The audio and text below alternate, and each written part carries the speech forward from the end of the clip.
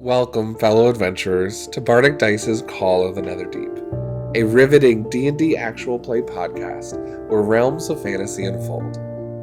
Join us bi-weekly on Twitch every other Thursday at 7:30 p.m. CST as our diverse party, including characters played by VixxDraws and DM Shanks of Top Down Tabletop, alongside Sassyfire and Kojak from the Tavern, embark on thrilling quests in the magical Netherdeep, DM'd by your own Bardic Dice. Experience the excitement during our live recordings and be part of the unfolding tales of magic, danger, and heroism.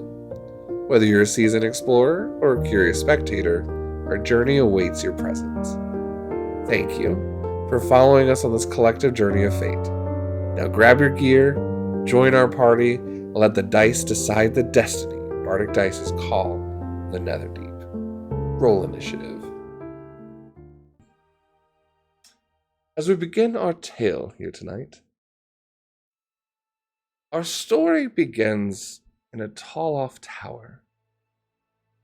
Wisps of candle smoke rising to the nostrils, and the sound of scribing pens on scrolls.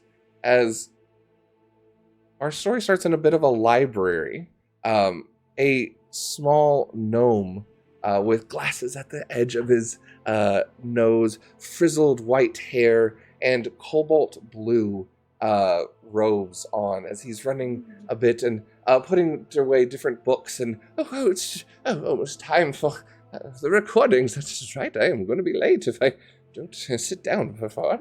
All right, I've already prepared your papers. A bit of an elf female assistant has already laid out a book and a scrying orb in the middle. Thank you, dear. I really appreciate that. Oh, we should never be late for any of these recordings, as we need to write down everything for the sake of future people that come after before. As he sits down, right, tell me that every time, master. He sits down, takes out a scroll and a book, as the entire library, this cyclical large room filled with stands of books that go up much, much higher than this gnome's height, rise up above them, candlelight all around. The sky outside is just beginning to set, but there's a bit of a contraption on the middle of the table that for someone normally in this world would seem a little bit odd. 8 different crystallines lying around in different colors, and a diamond-esque looking crystal in the middle. It seems much purer, much more rare looking, almost as if it's shining with silver and gold. But within it, it almost swirls as if being able to look into another world or another setting. He begins to open up his scrawls and opens up to a new page. Oh, well, this is exciting. This will be a new story in a new realm, but we must record it for recording's sake. As he does, the pen hits the paper. Our camera zooms in to a different world, a world that hasn't been explored, at least by this gnome, much. Welcome, brave adventurers, as he begins to write, to a realm steeped in magic and mystery, where the fates of heroes are forged in the crucible of destiny. Welcome to Exandria, a world of wonders, danger, and untold tales waiting to be unraveled. But as we embark on this epic journey, let me guide you through the vast and captivating lands of Wildmount, a continent that pulses with the heartbeat of both peril and promise. As the pen begins to continue writing, his eyes kind of glow white, as almost this spirit of storytelling overcomes this gnomish scribe. In the sprawling continent of Wildmount, a tapestry of diverse cultures and landscapes unfolds. From the bustling city of Zadash, with its towering spires and clandestine intrigues, to the untamed wilds of the Savalier Wood, where ancient secrets lie hidden beneath the towering tree. Every corner of Wildmount whispers of untold. Yet, amidst the tapestry of Exandria, where magic flows like a river and mythical creatures roam, one universal truth binds the fates of all who dare to dream: the promise of opportunity and luck. In a world where the coin's flip can change the course of a life, even those without fortune find solace in the hope that destiny's hand may guide them towards a better future. As our band of intrepid adventurers ventures forth, keep your senses sharp and your wits about you, for Exandria is a realm where the bold and the cunning carve their own death. So join us all, every other week, as we set forth into the unknown, where every choice is a step in, I already said that, into the known, and every roll of the dice shapes the narrative of our tale. In the world of Exandria, where the line between myth and reality blurs, let the journey begin. May the luck favor the brave. Players! Our scene zooms in. Instead of a library, desert heat begins to embroil on the backside of the armor or leather that you're wearing. The heat is welcoming if you're from a humidic or other sort of climate, but you've been traveling for a while. As the scorching sun sets over the vast sea of this golden sands, all four of you find yourselves at the outskirts of Ank'Rel, a city rising up like a mirage amidst the relentless expanse of it. The air is thick with the scent of spices, and the distant echoes of merchants haggling in the bustling bazaar reach your ears. The city's towering spires shimmer in the dying light, casting long shadows over the labyrinth streets below. It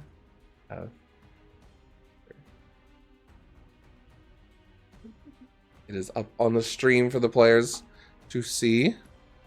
The city of Ank'Rel, though it is now night, or the beginning of dusk, as afternoon turns into night. Having traveled for what felt like an eternity, the weight of your debts has hung heavy over on your shoulders, a constant companion along this journey. The tales of a mysterious benefactor offering a chance at redemption reached your ears like whispers on them. Each one of you found that your debts have been overtaken, relieved. An opportunity to break free from the shackles of this indebtedness. The promise of a fresh start awaits, but the cost is a commitment to an enigmatic patron whose identity remains concealed in the shadows. Amidst the shifting sands and the thrumming heartbeat of Ank'Rel, you begin walking forward. All four of you coming from the ports or the different roads, however you traveled here. Let's actually go ahead. This is a good time to introduce. So for our first roll of Call of the Netherdeep, let's go ahead and do intro rolls. Everyone roll me a d20, no modifier. First roll of the game. Yep, 3. 17. What are the other 19. two? 19. 14? 14. Perfect. I think everything lines up pretty well. Vix, you said you had the 19, right? Yes. Perfect. All of you have been given one simple letter, whether you're traveling alone or together, and you guys can explain that. Let us know a little bit where you're coming from, what your character looks like, what your name of your character is, and a little bit about what the debt they found themselves in, and the way that they traveled here. You all were given one simple letter from your benefactor to meet on this day. It is the year 836 as well. That is a little important. Sorry, a little backtrack just slightly.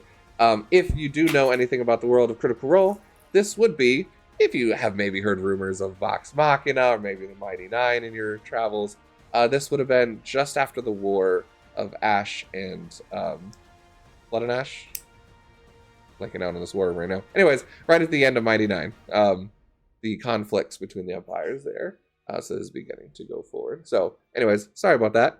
But you have all been told to meet tonight on this clandestine night at the Sugar High candy shop. So, Vix, why don't you go ahead and introduce your character?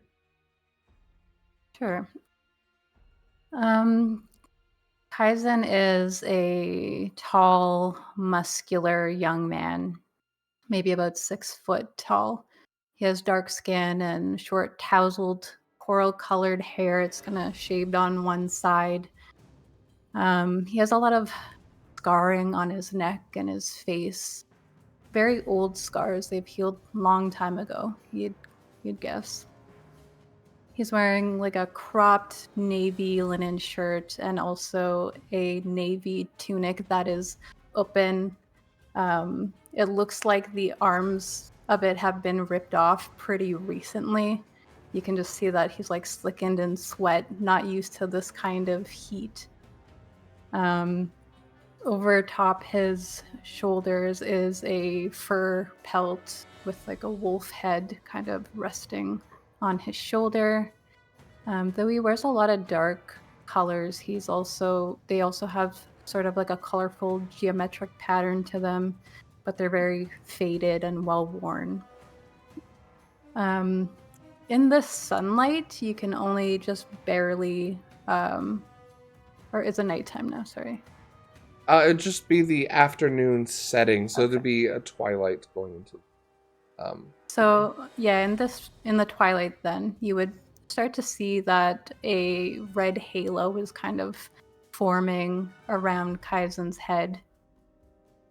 It seems to be getting more visible as the sun fades, and he's standing very tall. He has a friendly expression on his face, and he has a particularly noticeable spring in his step because a debt has been paid for him, one that he had been fretting over for about the last year. Someone had approached him from his past, knowing that there is something about Kaizen that nobody else knows, and had threatened to reveal that. However, as far as he can tell, that doing this favor will release him of any worry.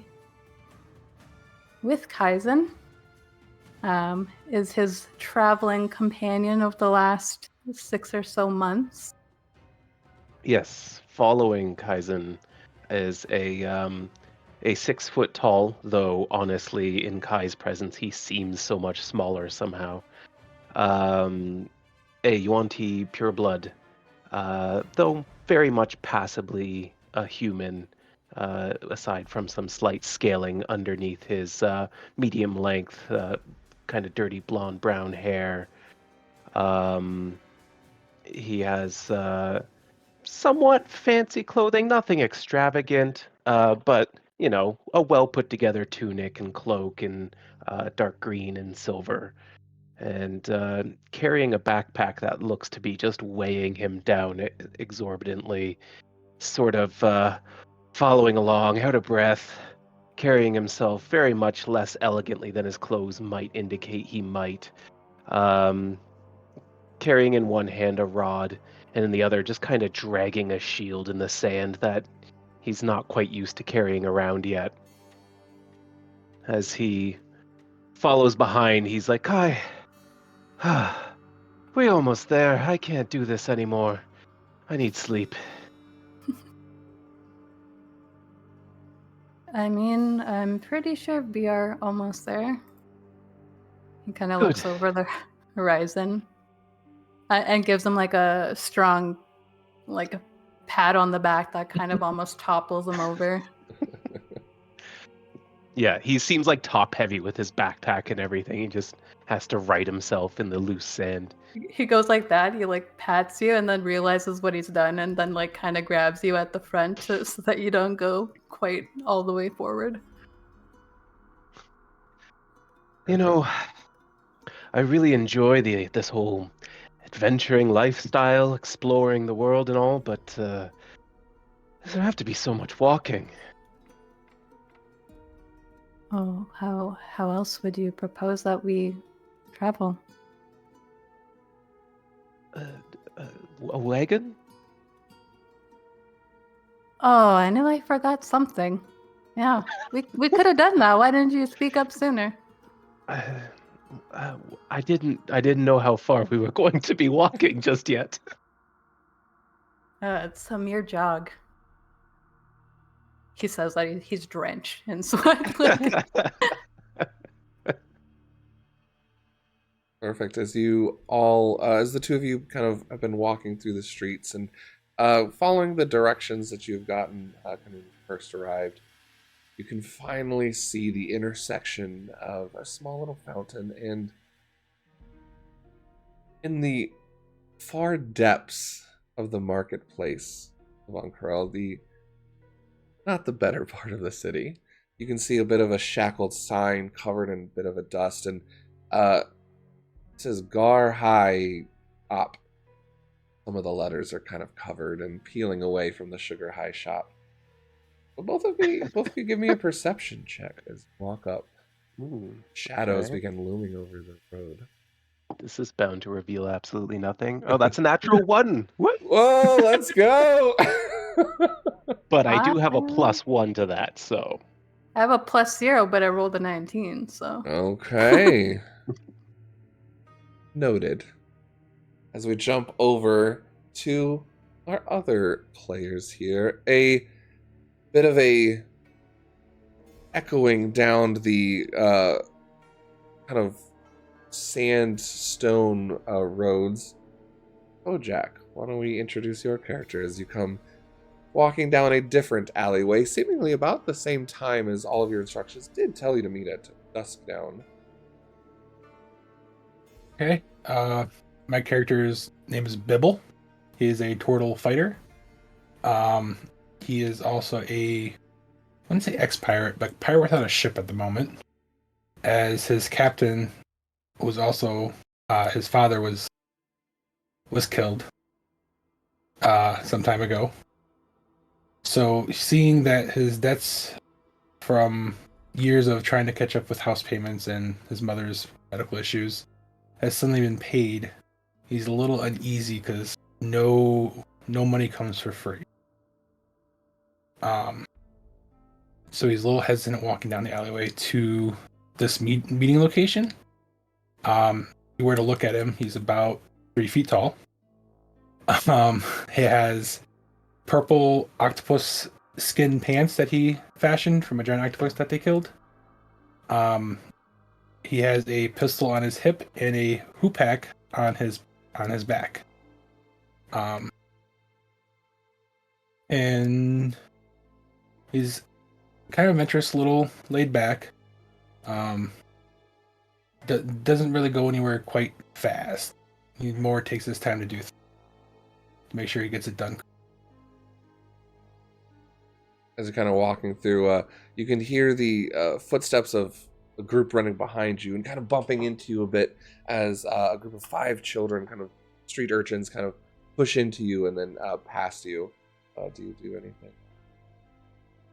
Hey, you guys, watch where you're going. The rest of them are like running off, laughing. You can hear everyone kind of like making just little comments, and the last one just stops, just turns. Are you okay, mister? Yeah, I'm fine. Just you guys need to watch where you're running. Oh, you're kind of talking slow. Maybe you're just talking fast.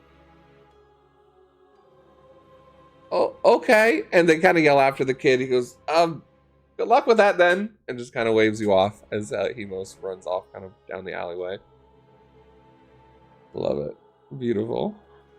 Yeah, you find yourselves kind of walking out into this mountainside areas while Shadow's kind of going over. So give me a perception check as well. Do you remember if perception is on the sheet? That is a 19. 19. Nice. Like it. All right. And last but not least, Pacifier. Let us know what our Hi. Kalishtar is doing. Cordelia is a tall woman with ashen, whitish blonde hair, braided currently in like a fishtail braid behind her. Although she's slouching a lot, so maybe people don't think she's as tall as she is. She has, rough-looking clothes. They're lightweight, seen better days, dark colors, maroonish top, and some boots on, and a small bag with the essentials. And she looks very uncomfortable, very concerned about everything, and is just, she probably landed off an airship to get here. She worked on it, after working on a boat. It was a very long journey. She's very tired. And she's just trying to watch her stuff and make sure nobody steals anything from her. Yeah, go ahead and give me a perception check as you're walking through kind of the streets a bit. Another street urchin bumps into you at one point. Oh, that's a good number. 21. This time you had kind of been called by one of the merchants trying to offer you some fresh spice, meat and spice. As suddenly you do feel a bit of a tug, a failed tug at your coin purse from behind a little bit. Yep. Whip around really quickly. You just see like this wide-eyed, bushy-haired kid. Sorry, and he just tries to run off. Okay. And she turns and keeps stuttering along. You just kind of see him surprised. Yep, just making sure it's secure. And runs off into the shadows. Surprised at your reaction, as most would have tried to probably gone for his hand or swing out at him. Do you make your way through the sights, strange kind of oddities of Ank'Harel, as this is in Marquette, a different continent than some of you might have even been traveling to. But as you walk your way through the streets, the beautiful tapestries and everything, you do find yourself on this same intersection as well as 3 other entities. People walk forward. Go ahead and give me a perception check. You kind of see candles and light inside the shop of the Ugur Op shop there. 17. 17, perfect. As the 4 of you begin to walk forward into this intersection, the sun dips below the horizon, painting the desert skies in hues of orange and purple. You navigated the labyrinth streets to reach the rendezvous point. All of you, the air is charged with anticipation. Zelius casts Blur on himself, and and the city's nocturnal life begins to stir. Tonight, under the flickering glow of lanterns and watchful eyes of the desert stars, you know you're to meet the mysterious benefactor at sundown within the confines of the Sugar High Canyon. The city of intrigue and shifting sands where debts and secrets intertwine like threads in a grand tapestry. Your journey is about to take an unexpected turn. The night holds the promise of new beginning, but what challenges and adventures await you in the heart of Ank'Harel remain veiled in the mystery. The Sugar High candy shop beckons to you, the hour of destiny approaching.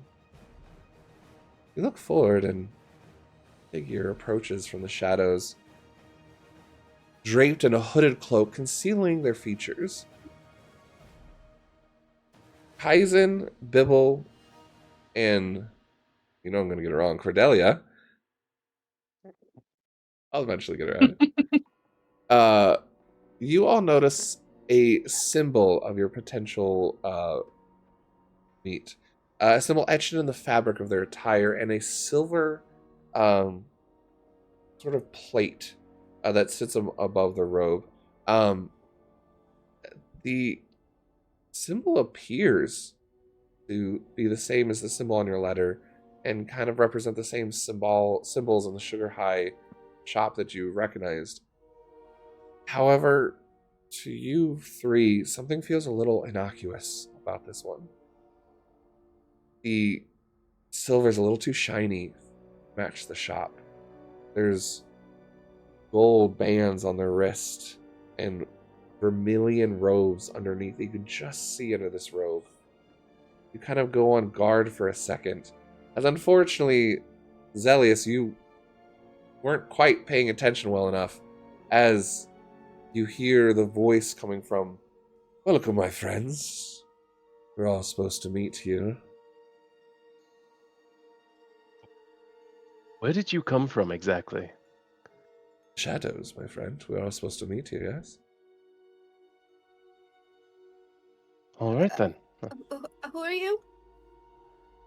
I don't think names matter right now. Only matters that we're here. You're here. No, you all await to pay your debts, right? He puts down the hood a little bit. You see a slender drow elf, pointed ears and slicked back white hair with shaved, kind of a side high fade. Bit of a confident smile.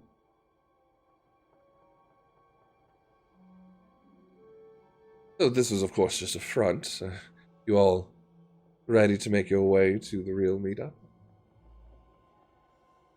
Well, why the pre-meetup? Is there something we should be concerned about? Concerned about, I would think, your debts. You've made many enemies. Kaizen just like To has be like fair, we have killed most of them. Cordelia's eyes just wide, staring at you guys. Don't mind my friend. Well, clearly you haven't killed enough of them. You're all here. You hear footsteps behind, as you guys are all coming in, behind Zelius and Kaizen, another hooded figure steps out from who seem to have been waiting in an alleyway for you to pass, as you're now both kind of between them, the other two, you kind of met up in this middle mountain. So, make this simple, right? And go and talk elsewhere.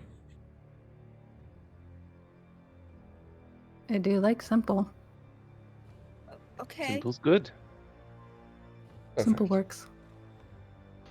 Well, in agreement, then let's go. And the one in front of you begins to walk down you start going towards a side street. His eyes kind of glancing about at you guys as well, but kind of beckons for you to follow. The other one kind of just standing behind. You can't quite see his features, but he's definitely a bit more muscular. Is there anything on either of them that would indicate any sort of like group affiliation, thieves guilds or anything of that nature? Sure. Go ahead and give me either insight or perception. I'll leave it up to you. I think both of those are going to end up exactly the same for me. So that's an 11 total. 11. You kind of are eyeing them both a bit. Nothing clearly comes to you, as you do know most underhanded groups don't necessarily leave symbols on the open, easily to see. But you kind of start picking up now, a little bit later than the others, the same sort of feeling of, you see the shop, a little run down, the wear of the quality of wear that they're wearing seems a little too nice, too shiny, too new. Understood. So your debts have been bought by your new patron. So your duties belong to us for now. We've been able to pick them up, and you'll be working for us now. And who are you? How about for now you'll say your benefactor? Well, who is he? He's protection. Oh, And go ahead. and what if we decide to not work with you? That would be stupid then, wouldn't it? You're already here. Your debts can be brought back to those looking for you. We are giving you a bit of protection from it all. Which reminds me, and he kind of snaps, and the one up before kind of takes another step, and you just kind of a grunt. We do need your weapons, of course, you understand. First time meeting strangers. Please hand them over to my assistant. We're kind of meeting strangers for the first time too. What about us? You're not the one hiring help. We are. To be fair, we're not being paid per se. We're more like being purchased, which already makes us feel a little bit vulnerable. I'm feeling very vulnerable right now. I feel it's more blackmail. Whatever you want to call it. Hand over the weapons now. You hear the tone begin to curl a little bit more. Cordelia would hand over her spear. I'm just confused. If we're working for you, why do you think we're a threat? Thank you, Mark. I couldn't even figure it out either. I'm bored of this. And you see him whistle, kind of like snapping his fingers again. Zelius, we're going to go back to that first perception check. Does a 12 hit as all of a sudden all of you hear the of an arrow coming down the other alley out of the darkness.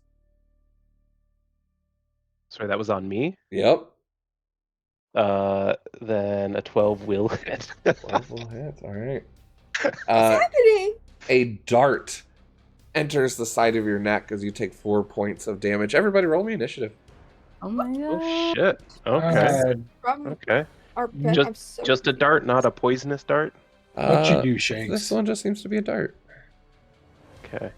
What did I do? I honestly, when Mike asked for backstory, I gave him a list of people I've wronged, so that's what I did. Oh no.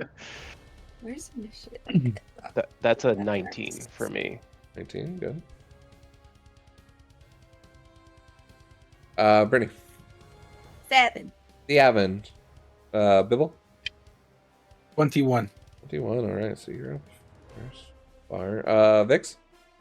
13. 13, okay. So, Bibble, Zelius, Mason, Celia. Keep on saying your name wrong on purpose. He had advantage because he was hidden. Oh my gosh. Well, good thing you got a surprise off. Question: when this happens, does our benefactor look like expected? Or Yeah, it surprised? seemed like he signaled it. So he kind of whistled with his teeth a little bit and kind of made a signal with like his finger. As all of you now begin to see the cloak come off the orc behind you, 2 kind of scimitars in his hand, and the drow just standing in front, just kind of smiling. Well,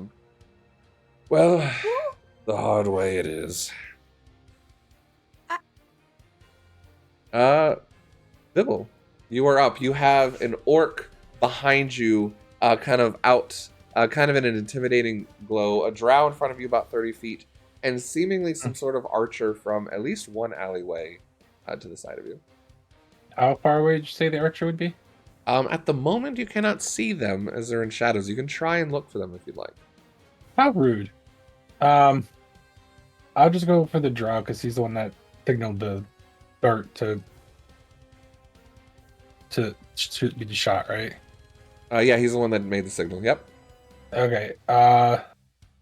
I'm going to unholster my pistol and aim it downways towards him. Perfect. All right. Taking a shot? Yep. Go for it. 13. 13. As you kind of aim, the bluster kind of going up. Boom! You release the echoing out in this fountain area. That passes directly through his chest as it all of a sudden becomes clear and about this dark shadowed area. You just shot an illusion. Go ahead and give me a... well, it'll be an action to do that. So, at the moment, you're not quite sure where he is. You know he has to be by. Probably arch. All right. Anything else on your turn? No, that'll be on my turn. All right. Perfect. Zelius, you see and hear this shot go off as it passes through this drow benefactor.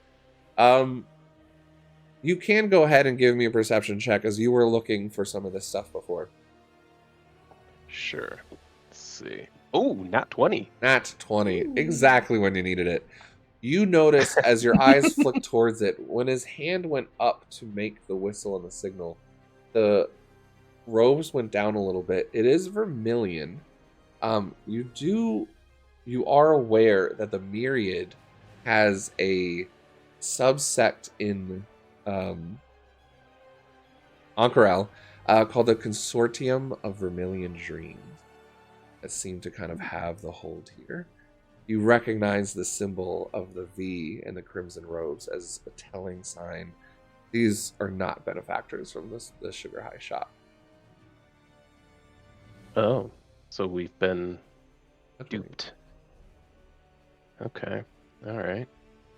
Well then. And it's my turn? It is your turn.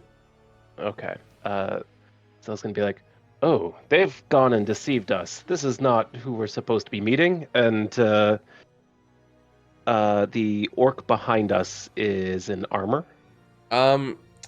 Yeah, he's wearing kind of like a chainmail esque kind of like vest shirt.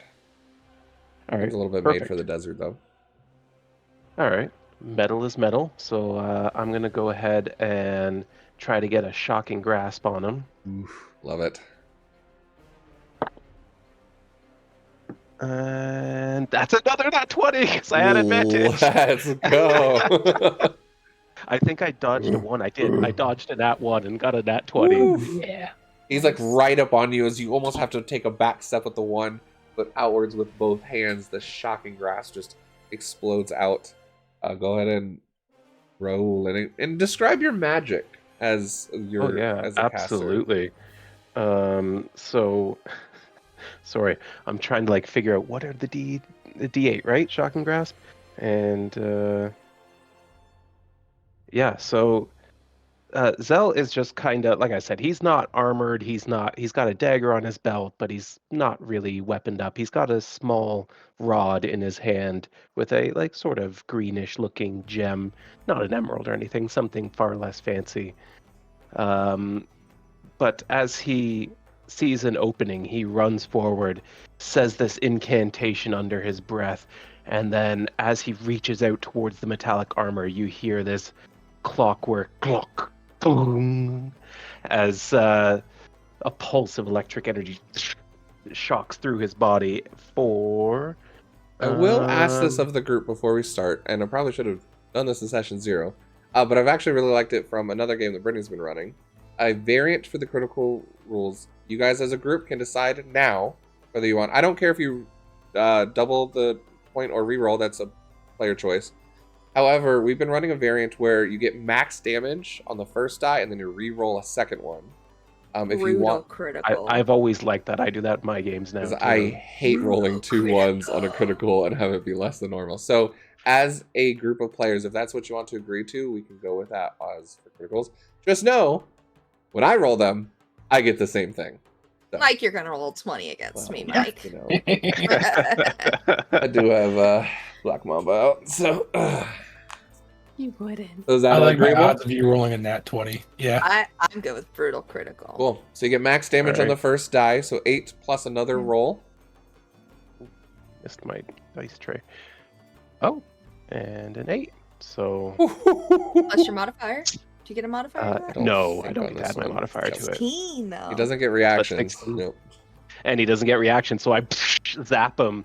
And as soon as he's reeling back from the electricity, Zell like immediately runs as fast as he can to try to get cover. And he's like, "Get him, Kai!" Get him, boy. Fantastic turn as he's running up. You're Oh. about to slash down. He's almost stunned in just the moment of just electrifying. Yeah, Kaizen, you're up. You can hear Kaizen just like muttering to himself, even as this is all going on, like he's trying to calm himself down. And he's like, I really wish you didn't lie to me.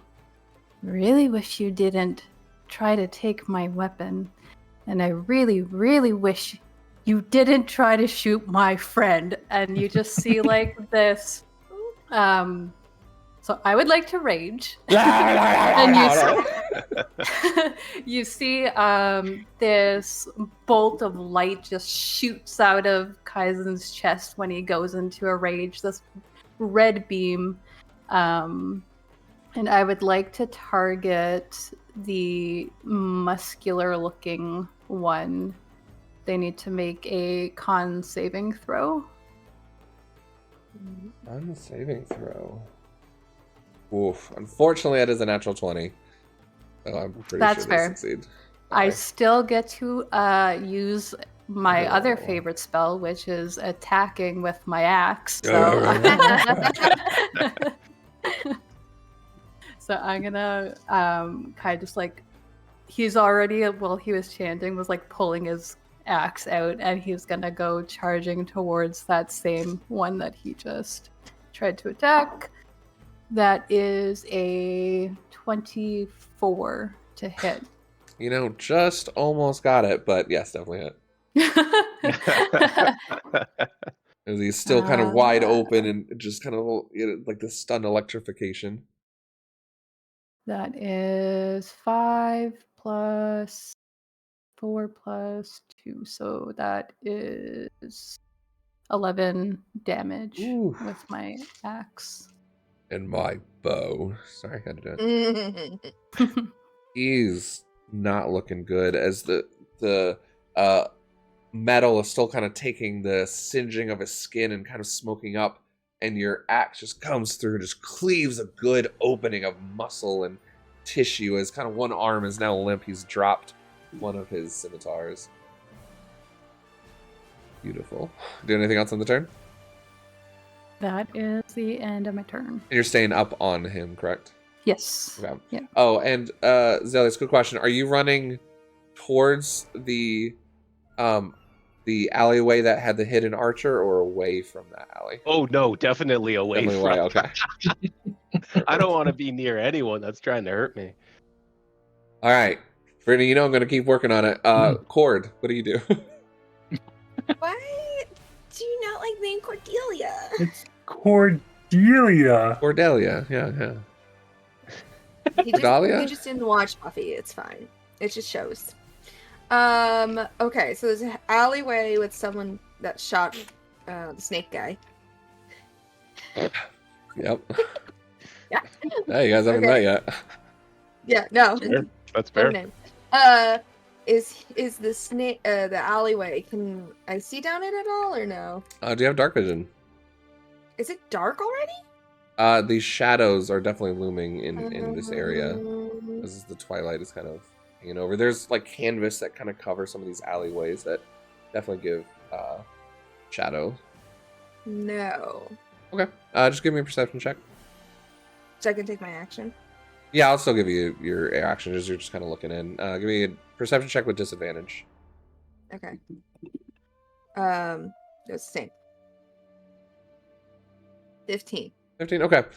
Yeah, kind of aiming a crossbow on the cover of a crate. You can see that drow kind of standing there. And his The drow eyes that- it was like kind of like making this illusion, and his eyes just kind of go wide for a second, like, oh shit. Fairy fire. Just fairy fire him. Was a deck save? Yeah. Okay, as he tries to kind of jump out of the way. How did that happen? Okay. My D20 bounced on top of a D6 and then spun to a 14. This is why you don't keep your dice in your dice tray when you're rolling, dude. Yeah. That's going to be a 16. Oh, he passes. Totally told everyone I roll shitty with saving throws as a DM, as I've passed 2 of them already. Sorry, guys. Yeah, as you kind of fire out, how does your magic look? It looks like sea spray, glowing, like starts to glow, like those creatures that can glow in the ocean. You're from Virginia Beach. So it's like comes out of her hands and starts to circle the area, but it can't seem to cling to him. Okay. Yep. It kind of clings He's to the right crate in the there. area where he was, but he kind of rolls out of the way and he's kind of standing there in the alleyway, kind of just definitely seeing what you just did to his buddy. I'm gonna bonus action shillelagh on my quarterstaff. How far down is he? About from where you are, I'd say 25 to 30 feet. I'd say 1 movement will get you there. Okay, I go up to him. Ah. That wasn't nice! That's kind of the point. You're just kind of rolling up on him, but that's all you got on this turn, right? Yeah. Oh, does Literally let me take an immediate? I don't think so. I don't think so. No, it won't let you take an immediate attack. That's why it's a bonus action. Let's use your action for it. Yeah, so. Perfect. I'm all just right. there, pointing him out very obviously to everyone. Somebody else get him, please. As we get to the orc's turn, just kind of one arm. Ugh, you are gonna pay for that. He seems to just kind of slap his shoulder with the pain, and he begins to rage as well. You see the kind of eyes bulging a bit. One-handed, thou. Now, whatever. As he just kind of whatever swings out at you, going reckless. Oh, okay. Hold on a second. That is a natural 20. Hold on a second. So Hey, I'm Max, what's rusty, up, buddy? but I Talk about you in believe my intro. Anyways. I believe I can do something about him having advantage, but Yes. I counterspell him.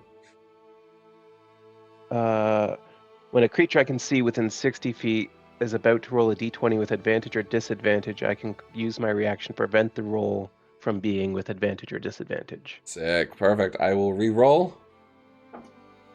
That is not a 20, but an 18. So it'll That be 20, hits. 24 after the dice roll. So still good, though. You Not prevented a the crit. natural 20. Still better, yeah. All right. At the very last second, I'm like, "Oh, Kai, watch out!" So since it's one-handed, then I guess that's going to go. Wow. Oh. Not hitting as hard as kind of trying to do this one-handed. You take 6 points of damage, slashing damage, as it kind of hits with one arm. That will be his turn there. Cordelia, as you kind of go to swing with your shillelagh, all of a sudden this drow kind of looks down into a pouch and just throws this mist of spice into your face. I thought you were gonna say sand. I thought you were pulling pocket sand on me, and I was gonna laugh so That'd be hard. amazing. Pocket spice. No, but you do see him casting and enchanting a spell into this spice. As no one else is close enough. I mean, I'm right in front of him, so I don't know if he has disadvantage if it's a ranged spell. Melee. Not for this one. 8, 12, 15, 18. I don't think 18 is enough to get over your hit points. No, I haven't taken any damage yet. You do feel a bit of grogginess to your eyes as he attempted to put you to sleep. Okay. That wasn't nice. I don't like glitter. We can come to terms about this, right? It just turns and starts running. Opportunity attack. Go ahead with your shillelagh. Guys, I'm not a melee. Sure. That's 15 plus 6. Totally hits. Cool. He's just wearing robes. This is a nice stat. Max damage 12. Oof, jeez, you guys are I'm wild. not a magical. melee player, guys. Ooh. I'm a druid. I'm on animal form. Just I'll catch him. smacking right in the middle of his shoulder blades. He begins to stumble forward and falls into the alleyway, kind of rolling, and then just getting back up and trying to run as fast as he can away from you.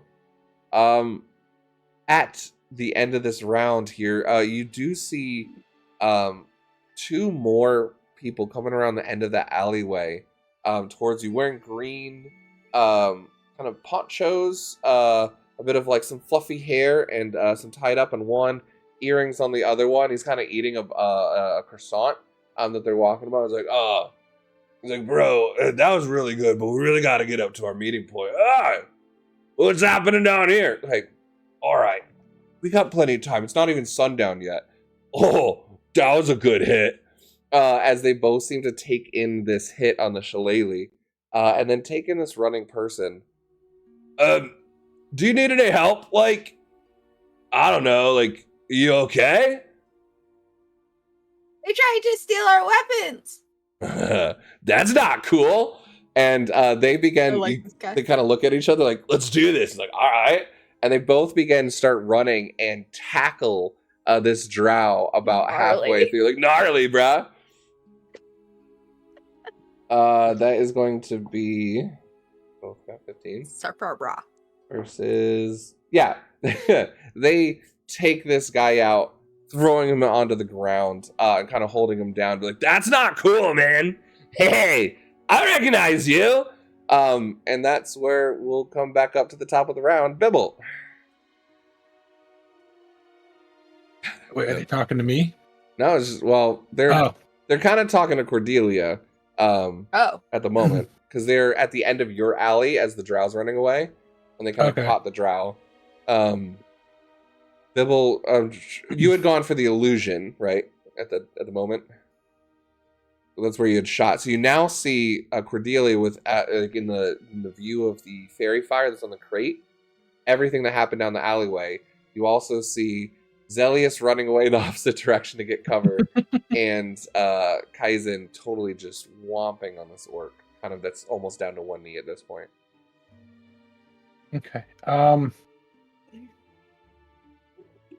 Bibble would turn around, slightly disappointed someone would pull such a sneaky thing as to have an illusion It's pretty out, gross. and he will load up another shot and take aim. Okay. You going for the drow? Yeah, the drow. Okay, just to let you know, he is being grappled by 2 what look to be Oh wait, yeah, he's on the ground and grappled.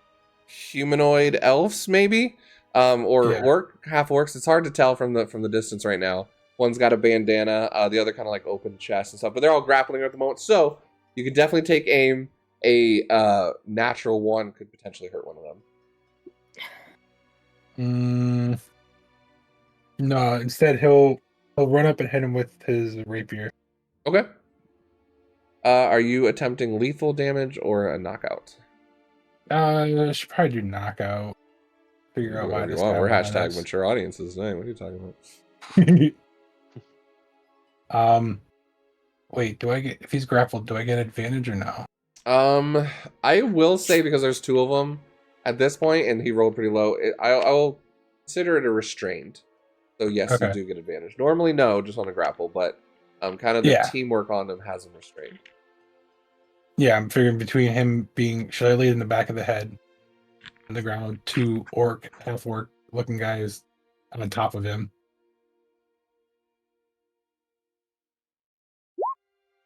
$23. Yeah, 23 definitely hits. As you whack, as he kind of like for a second is able to stand up and get free for a second, just whack right on the back of the head. And damage is 10. 10, perfect. He's definitely seeing stars right now as the other 2 kind of grapple him back down to the ground. They're in a bit of a tussle right now as blood begins to kind of flow off the back of his head. This purple kind of regular blood. Yeah. Kind of soaking into his robe. It's not really cool using illusion in battle, man. And you two guys, you kind of need him alive to question. Yeah, sure. Alive, dead, whatever, my man. Yeah. Nice shell, dude. He's like grabbing the arm of the other one. Little turtle shell. Easter egg there. Perfect. And that'll be the Zillies. Okay, well, the drow's captured now, and Kai's probably got the orc covered, but I will give him a little bit of help. I'm going blurry again. It's fine. I will say, would you have, because I'm guessing either you would be towards the other alley or more towards the Sugar High shop. Which way would you have kind of gone? Because both kind of get away from the action. Right. If there's an alley, I'm not like going all the way down it. I'd be like Yeah. around the corner. I was looking to like not get hit again. For sure. Yep. But not leave the others behind. What's your passive perception? Oh, 11. 11. Okay. You're good. Yeah. Okay. He'll be like, oh, I actually want to question him, and he'll just like kind of jog back towards where the new people have grabbed the drow, and on my way past, he's just gonna look over at the orc and extend one hand, and you're gonna hear that same like clockwork sound ring out through the air, and I'm casting Mind Sliver. So, ooh, fun. Ooh. I believe that is a DC 14 intelligence save. Oh man, intelligence is his thing. That's a natural one. There's the Mike we know and love. There it is. That's going to be 3 psychic damage. Perfect. And I subtracted D4 the next saving throw? Yes, though I don't suspect he'll survive that long. Yeah, probably not. Perfect. So, Yep, and then you he's said just 3, kind of right? yeah. What? Sorry. The 3? 3 points 3, damage? yes. Okay. Yeah. 3 point psychic damage. Kaizen, you can just see like blood starting to like pour out of like his nose and ears. Is just kind of like he goes cross-eyed for a second, being not happy being in this fight right now. Yeah, Kaizen. There you go. All right. There's just one enemy within like the 10 feet of me, and everyone else is off doing things with the drow. Yep. Okay. So he gets even angrier as this man in front of him like attacks him, though he doesn't feel it as much in his anger, and you see this like red light just start to like pour out of his mouth and his eyes, and his halo just like goes like bright red. I'm gonna bonus action use my celestial revelation, so hopefully if I hit him, he'll take an extra 2 radiant damage on top of my rage. That is a dirty 20 to hit. Are you activated the facial features? Is that what you're doing, right? Yes. The clouds part a little bit, and for some of you that aren't aware, Exandria has 2 moons. Hatha, for one, and a sometimes a reddish one that is very superstition to know for misfortune and ruin, called Ruidus. I think it's Ruidus is a full moon tonight, as your red aura expands much brighter than you're used to. Any damage you roll from that is now doubled. Oh, Ooh. interesting. Okay. So that total, yeah, he brings down his great axe, and that is, I guess, 14 slashing damage. Lethal or non-lethal?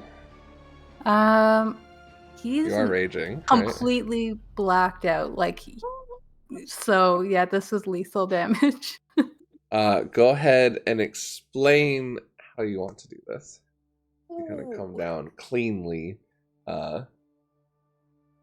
Yeah, so wide open Kaizen, with like, defense. just suddenly, probably more than like Zell has seen in the past, just complete, his eyes just go blank, and this moonlight like pours out of him, and he just comes down, and like an eerily calm face just like buries it like right in this guy's chest, and then takes it out, and he just stands there for a moment, breathing heavily. Just straight back, falling down lifeless as the blood drips from your axe. The aura has enlightened the entire intersection as all of you look back and see Kaizen radiated the entire intersection red. You kind of come... I don't know if Kaizen would, at this point, come down from the rage, or probably not yet, right? Just kind of breathing and... I think he's gotten his anger out on this guy, and he's starting to like chant, to like kind of repeat these same things, like, I really wish you hadn't done that. And it's just kind of like the moonlight kind of goes back into him, but he definitely needs a moment. Creepy. I love it. Perfect. Cordelia. See this happen. The orc falls. The drow's eyes are now wide as he's, severely outnumbered at this point.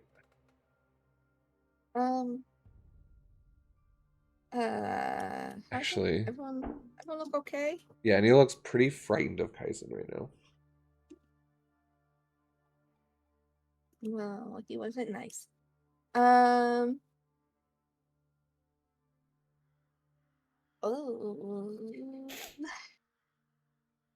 I don't know what I want to do. I thought everyone would kill things before it got back to me.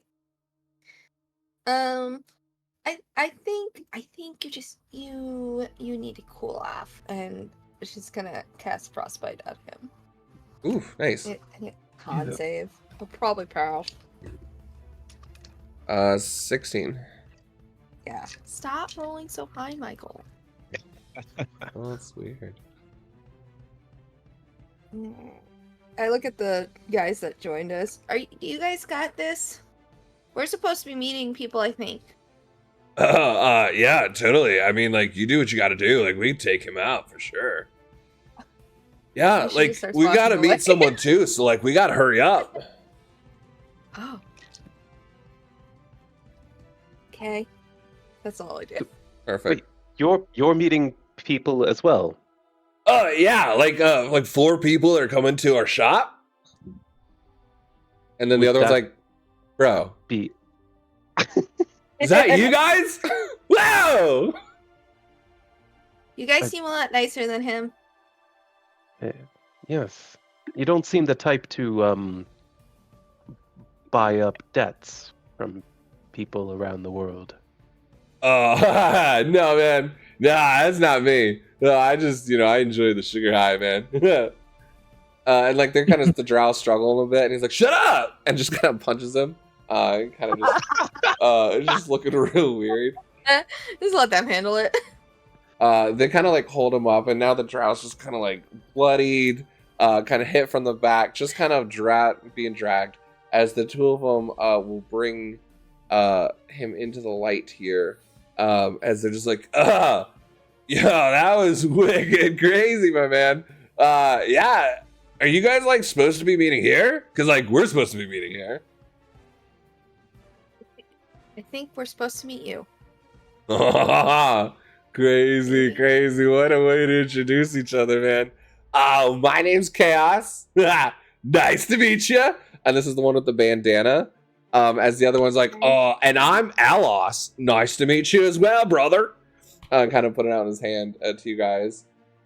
Whereas the same time as kind of everything starting to quiet down, you're all kind of joining back to the middle. Aizen just, did you do this? Why'd you have to make me do this? Slowly kind of coming to. You hear a creaking of a door open, and you look over and you can see barely halfway up the height of the door a good luck trying to figure out what race they are. It's hard to tell. but a short, stout woman. Kind of hair down to here, glasses, greenish, maybe goblin, orc, warts kind of on a lot of their face, very old. Yeah, late, making a hassle. Come inside already. And just kind of turns, leaving the door open to you all.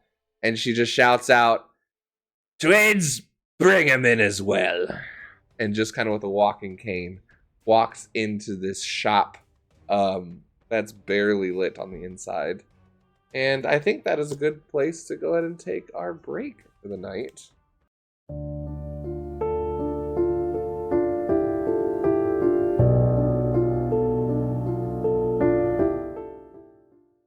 To tell, but a short, stout woman, kind of hair down to here, glasses, greenish, maybe goblin, orc, warts kind of on a lot of their face, very old. Yeah, late, making a hassle. Come inside already. And just kind of turns, leaving the door open to you all. And she just shouts out, "Twins, bring him in as well." And just kind of with a walking cane, walks into this shop that's barely lit on the inside.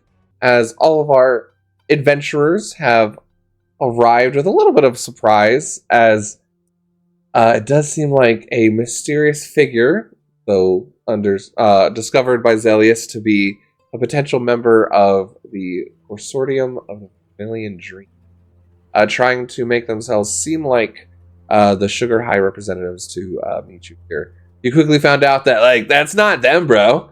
It's Chaos and Alos both helped you kind of grapple them, take them down, and someone at the Sugar High shop opened the doors to welcome you in, an older lady, as we jump back in. So this figure kind of walks back into the shop, leaving it open, and the other two kind of just like nod, like smiling and kind of waiting for you guys to go in as they're kind of dragging one another. And one of the brothers just kind of looks Al, just, okay, like, what do we do with the body?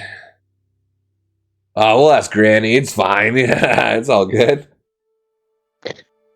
She's your grandmother? Oh, no. Oh. Just don't leave it with any answer. Term of endearment for an older woman. Sure. She's not really endeared, though, but that's all right. My name's Al. And Kay, what's your names? I'm Cordelia. Well, we can do intros inside. Oh, yeah, don't want to make Granny waiting. Kai, who had still kind of been standing off to the side near where the body was, he stows his axe back on his back, and he looks a little bit confused, a lot more calm now, even though there's probably like blood on him that it's spattered. And he comes up next to Zell and is like, "That was me that did that?" Yes, you did spectacularly. I wouldn't think too much on it. I won't. And he's gonna like keep walking towards to go inside. Yeah, Zell walks with him in, and just as they like cross through the doorway, he's gonna be like, "You did protect all of us." Oh, so that's a good consolation. Here for the back. It's pretty badass, too. Yes, indeed it was. I'm Azelius Ruptus, by the way, and he extends a hand. Oh, wicked. Z-Man. Oh, okay. Will we have an opportunity to question this one? Oh, yeah, sure. Totally. It's like, whatever. As long as she doesn't say he needs to die. I mean, I'm not partial either way to his life, whichever way you want to go with it, as long as I can ask a few questions first. You hear like the walking stick on the inside, that like the kind of wooden poof poof again. The tea's getting cold! She's the one who bought out our debts, I take it. Yeah, that's her. Okay. She's the boss, man. Lady? Woman. No, totally be just, you gotta be respectful of the lady of the house, you know? Like, totally. Hey, just shut up, bro. And they kind of squabble here for a second. Kai seems really receptive to like this commanding authority that this woman seems to have, and kind of straightens up and starts moving faster, like in a way that you might if your mom scolded you. Yeah, that's exactly what it feels like too. It tries to rush in and accidentally trips a little, but then catches herself and hopes nobody saws and then keeps walking. Yeah, Cordelia, Kaizen, give me dexterity checks. Oh, I don't have a good dex though. Does this count? Wait, No. just dexterity check? Yeah, it's not a saving throw. You're not in I got danger or dirty anything. 20. Right. Then that will be an 8. I got a +1. Yeah, Kaizen, you're like about to walk in and then like stumbling forward, almost to like hit the doorway at the same time. But like Cordelia kind of does this like really awkward, just kind of move and slide through, and just ends up kind of like getting in first, but just like real awkward not to like be at the same time as you. I didn't Sorry, even see. Sorry. No, She just like shuffles. no, it's my fault. And Bibble, what are you doing?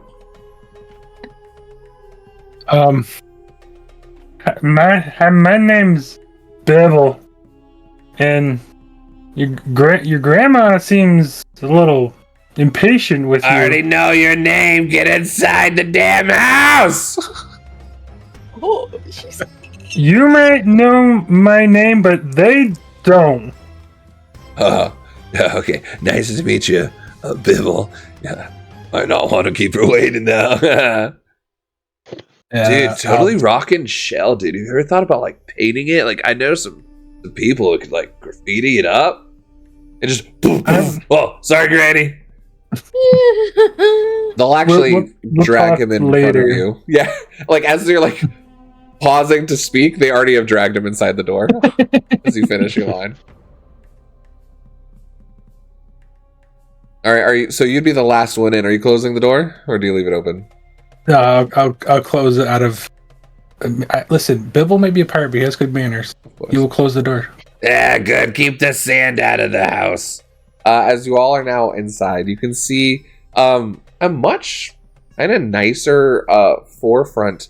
On one side is what would look to be like a counter shop, and it's kind of covered in dust, and there's definitely like candies wrapped up and up on shelves, but doesn't look like anyone's really touched them in a while. It's pretty grody. You even just kind of looking over, you'd kind of get the guess that probably stale in a lot of places. However, on the other side is this hearth, kind of a dining room table with chairs sitting around, a very nice assortment of foods, breads. There's even this one really cool dish that's divided into many colors of green, reds, purples, and it has like this white stick all in like a little cup in the middle. Almost look like a dipping maybe a piece of sugar in this bowl of different colored sugar as well. Ah, totally fun, dude! And it's like going right in, and she taps it again. Not for you, for the guests. Like fun dip. And kind of like goes over, and they like push the drow down in like this recliner chair and start tying him up. And the granny at the front is sitting in a much higher recliner chair that's kind of boosted at the head of the table to kind of let them sit up. Sorry, let me be a little more accurate. With them to sit up there at the front of the table. There is 2 seats on either side and a map of Ank'Harel sitting down there. There are nameplates scribbled out in kind of a common, but with a bit of a Marquesian writing to it, which is the continent that we're on. Marquesian, which is kind of like a desert continent here, especially in Ank'Harel area, with each one of your names on it. To be able to sit down and have a bit of a formal meeting. I sit in my designated seat. Kind of waiting for all of you to sit down properly. Yeah, Zell will find his way to his seat and just kind of look across at her expectantly. Bibble will crawl up in a chair and sit in it cross-legged. She's kind of wide-eyed now, looking at all of you, kind of like really taking you all in for the first time, and glasses at the end that kind of make her eyes bulge a bit. Kaizen sits down and tries not to make like eye contact with her. And ends up just staring at you the longest. You can all call me Granny Agnes. I am the proprietor of the Sugar High Shop. You now work for me at the Sugar High Syndicate. You all maybe might not have met us. We, through our various contacts over the years, have been able to take off debts for others in the glorious fashion of my fortunes, as you can see. The enemies you've made, pretty serious stuff. But we're trying to go a little bit more legitimate. Sorry, the spices have gotten to me over the years. So, I know you all have questions. Thank you for taking care of the competition outside. This was actually a good thing to see. And you see the glasses kind of like raise the eyes again, and it's just like looking you over, Kaizen. I didn't see in any of your files that you were Ruidus born. Which, for those that know Critical Role, you might have heard that before. For those that don't, and your characters, give me a history check. With advantage.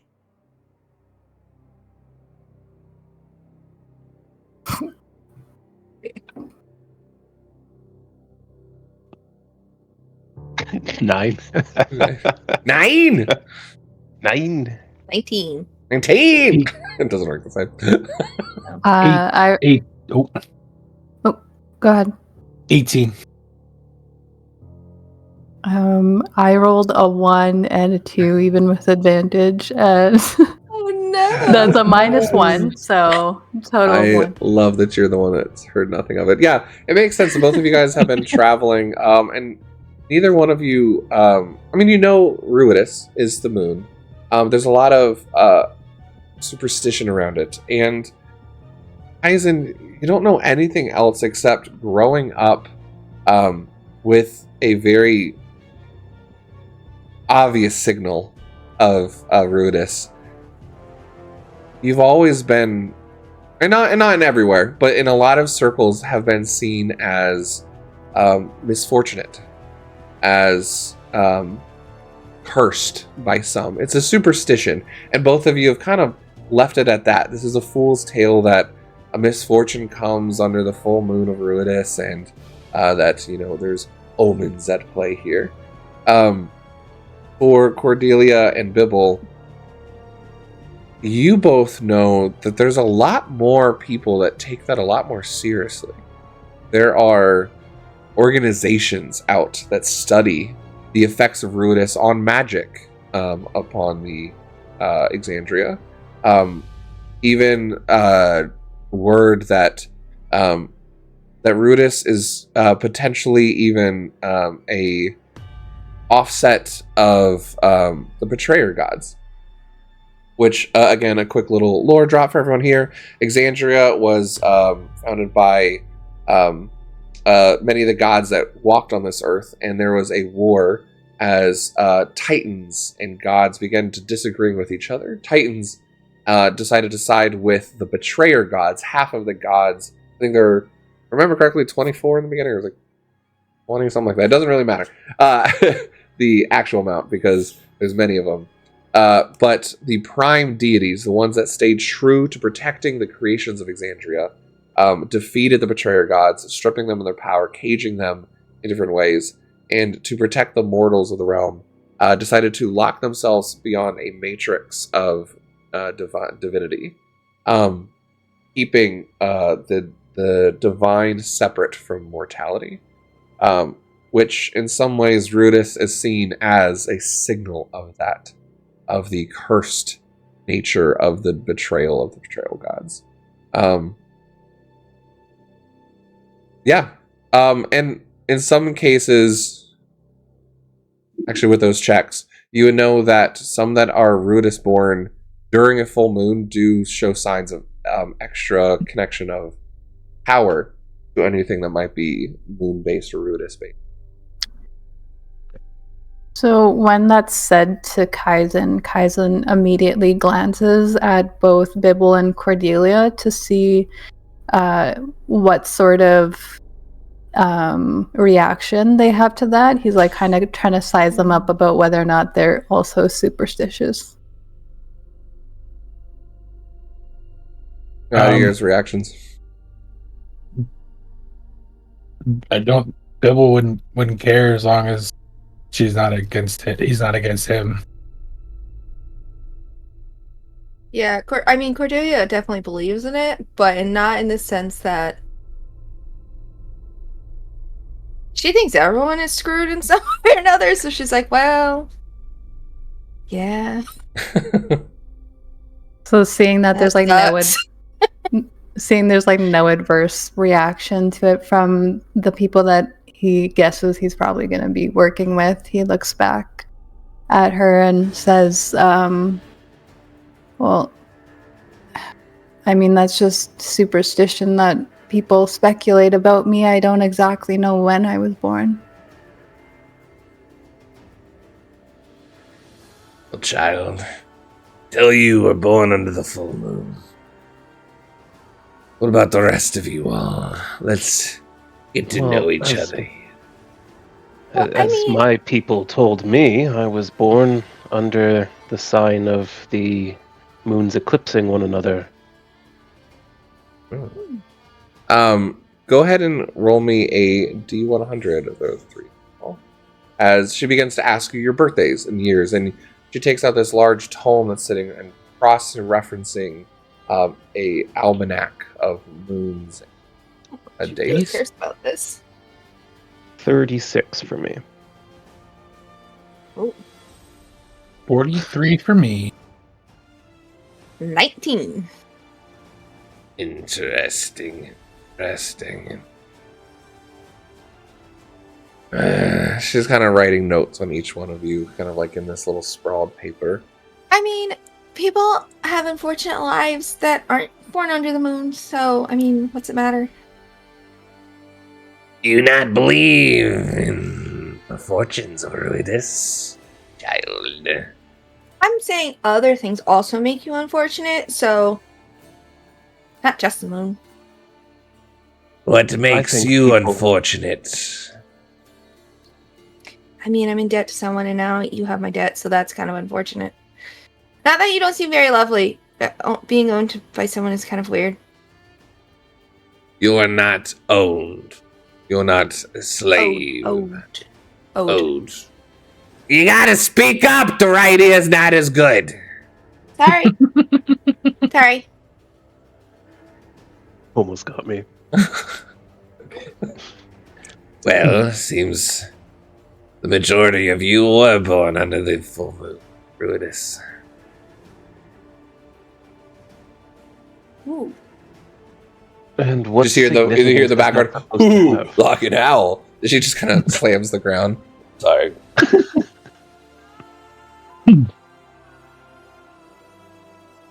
Zilius, you say? Yes, Zelius Surruptus. Though my friends call me Zell. If you want to wipe out my debt, you could be one of those friends. Zelius it is. Oh, shit. That's pretty funny. You were born under the full moon and the eclipse, child. Interesting. Interesting. Bibble, it is. Yes. You're fine. And just goes over to Cordelia. Cordelia. Oh, thank God. Whether you attune your misfortune to the dates you were born, nonetheless, 3 or 4 being Rudis born is fascinating. I mean, statistically, isn't it like we're all unfortunate anyway because we're all like debt owed to people? So there's. I don't know any debts. Your root is born? Doesn't matter. And that's What is all this talk of luck and fortune?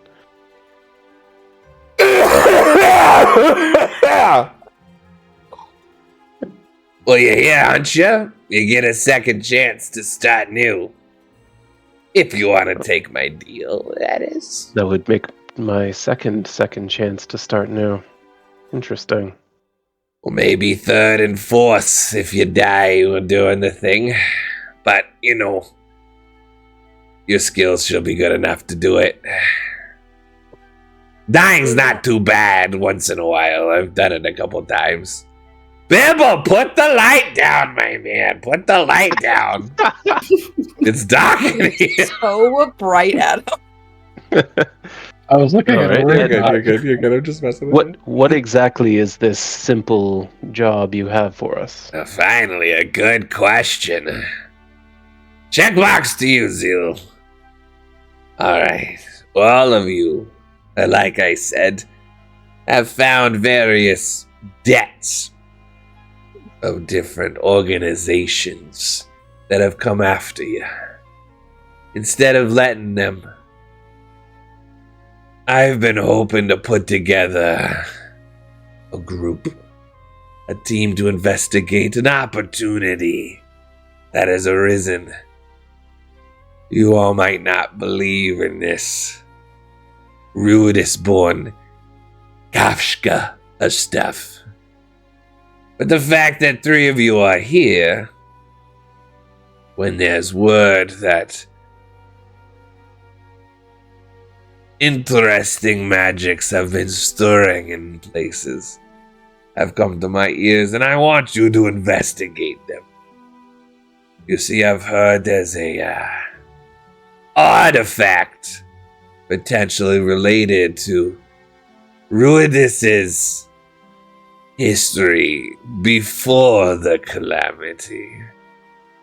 For all of you to know, the calamity was the big war of mortals versus the gods, as wizards and the arcane uplifted themselves trying to reach the limits of gods, and it didn't go too well. As the calamity is one of the largest wars that have left scars on Exandria, and many artifacts of wonder and of great power, as gods themselves granted champions to fight in behalf of their power and mortality. So you all know this is about 1,000 years ago, so it's been quite a while. So to hear of an artifact of that nature is big time. This is real gold we're talking about. So, there's a festival of sorts happening in Jorhas, in a small town called Jigao, which luckily none of you of the human type So you're gonna fit right in. Yeah. I've been told I'm passably human. That's not a joke? No, it wasn't. Oh! Sorry! My bad! I should just... Perhaps your senses are more keen than most. They are. Most say that I got a good sign of wisdom when I look over someone. Right, boys? You got it? Yep, boys. Yep. As you can see, it seems like our friends in the consortium were trying to get a head start on you all. Some of you, if you have ties to the myriad, maybe, will be coming for your heads as well. Whatever the reason, it means we're onto something, and we're doing something right. So the Buffy twins over here, these are my adopted boys. They protect the syndicate. But we have put them together trying to go legitimate into the adventuring world. Trying to make some of our former debts, on the up and up as well. So, I was hoping that you all would be our,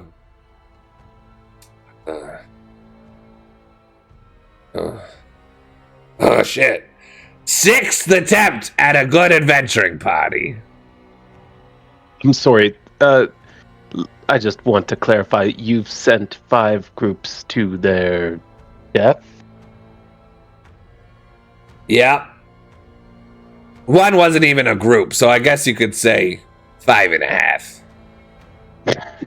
What is that saying again? The sixth time the charm, right? Yeah. Sure. I think that's about right. It must be a Taldorian or something. Yeah. But I trust you guys. You were able to handle that. I don't even know what she said. That the stupid one out there. Which that's actually put a word in with the butcher.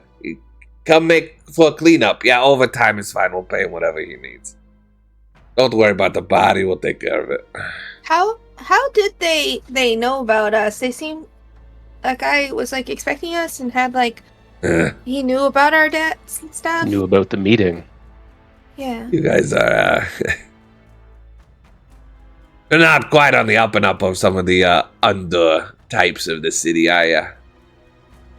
Any of you kind of have any interaction with the clasp or the myriads around here? You don't have to tell me. It's all right. I know a secret, right? I may have had contact with the odd myriad associate from time to time. There it is. There's always one. Look. But I was told that they were considering me good standing and that with you buying my debt, they weren't concerned about things. She kind of just reaches her hand over to the drow. Have at it.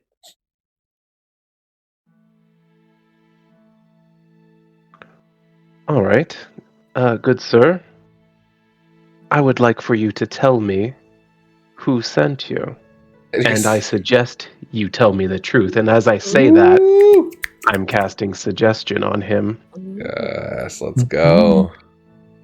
That is, remind me, Charisma? It's, I think it's a wisdom save. Hold on, let me pull it up. It is a wisdom save. Let me look up something real quick.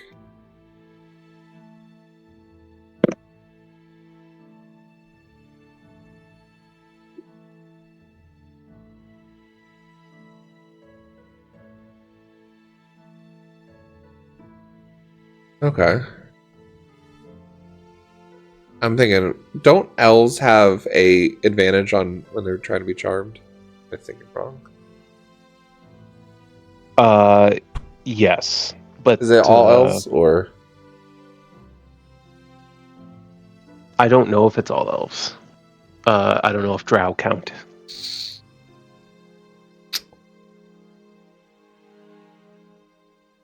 I think they do. Someone in the chat? Yeah, okay. we're just gonna go with it for now. I'm gonna say you have an advantage on this one. Pretty sure. I think it's under elves, and drow are a subsect of elves. So, trying to look on the drow page and see it there. Well, that's a 2, and that's a 4. So it doesn't matter. Yes. As he's been sitting here kind of quietly the whole time, the other 2 kind of have him restricted, and there's a couple like, and then like a hand on his shoulder as he seems trying to like escape once in a while. I'm sure we could talk this, and his eyes kind of focus over. And he kind of goes back to that charming expression of friendliness to you. I'm sorry, I couldn't hear what your question was. Could you repeat that again? Tell me who sent you. Of course. And this finishes after you say what it does, right? Yeah, once he's answered, or once he's fulfilled the suggestion. Although my suggestion was that he tells us the truth. Right. Yep. Mm-hmm. So, I just want to make sure this because it's different than friends, right? In theory, as long as I keep asking him questions, he should still keep telling us the truth while I'm concentrating. We said the truth of who sent you. So once he answered that, wouldn't it be complete? Well, I asked him a question, and then I cast the spell suggestions, and then I suggest you tell us the truth. That is... Your call, your DM. Romantic. It's just a course of action continue for the duration. Okay, yeah. I mean, the suggested course of action can't continue for the entire duration. It's just depends on what it was asked to do. Yeah, you never said it was for one question, so I'll give that one to you. I like it. Well, my friend, that's sort of that's an interesting question. The scent, was never accomplished, per se. We were not really sent by actually, to be, you're very nice, seemingly so far. So, the truth is really, I was actually told not to show up. You kind of a wide smile, like you're gonna let him go after answer.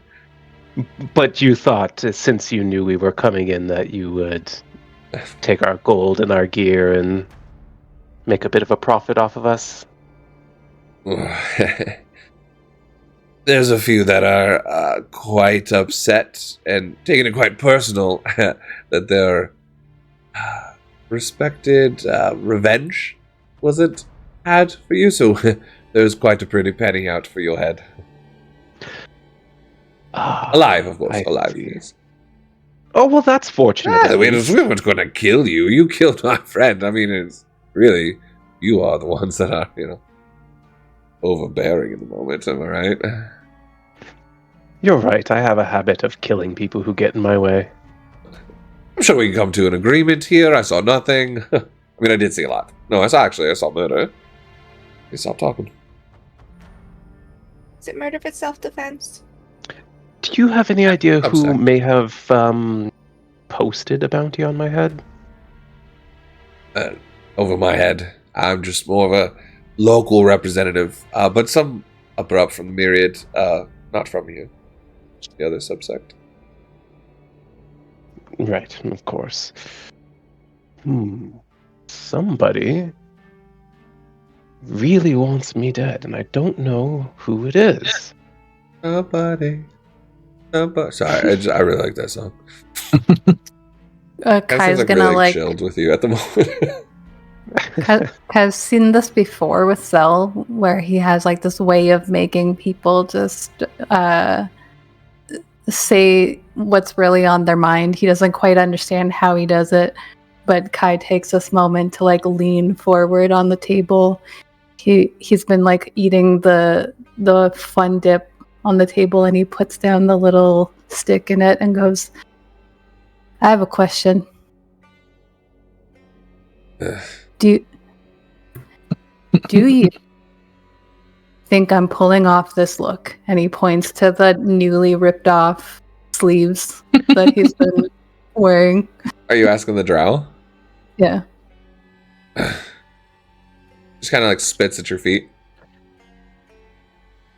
I knew it. I'm gonna have to buy a new coat. Oh, I actually think you're like totally rocking it, dude. Like, you need to let me know where you buy that. You kind of see like they kind of have similar, like kind of like just kind of open styled robes. It is nice seeing more of your physique. You're rather shapely, you know? Thanks. He doesn't know what to do with this attention now that it's on him. He's like, I was just curious. Yeah, Anyway, you're a good looking one. Are you guys done with your questioning or not? 1 second. If we let you go, is there anybody else around here who knows about us, who we should be concerned about coming after us?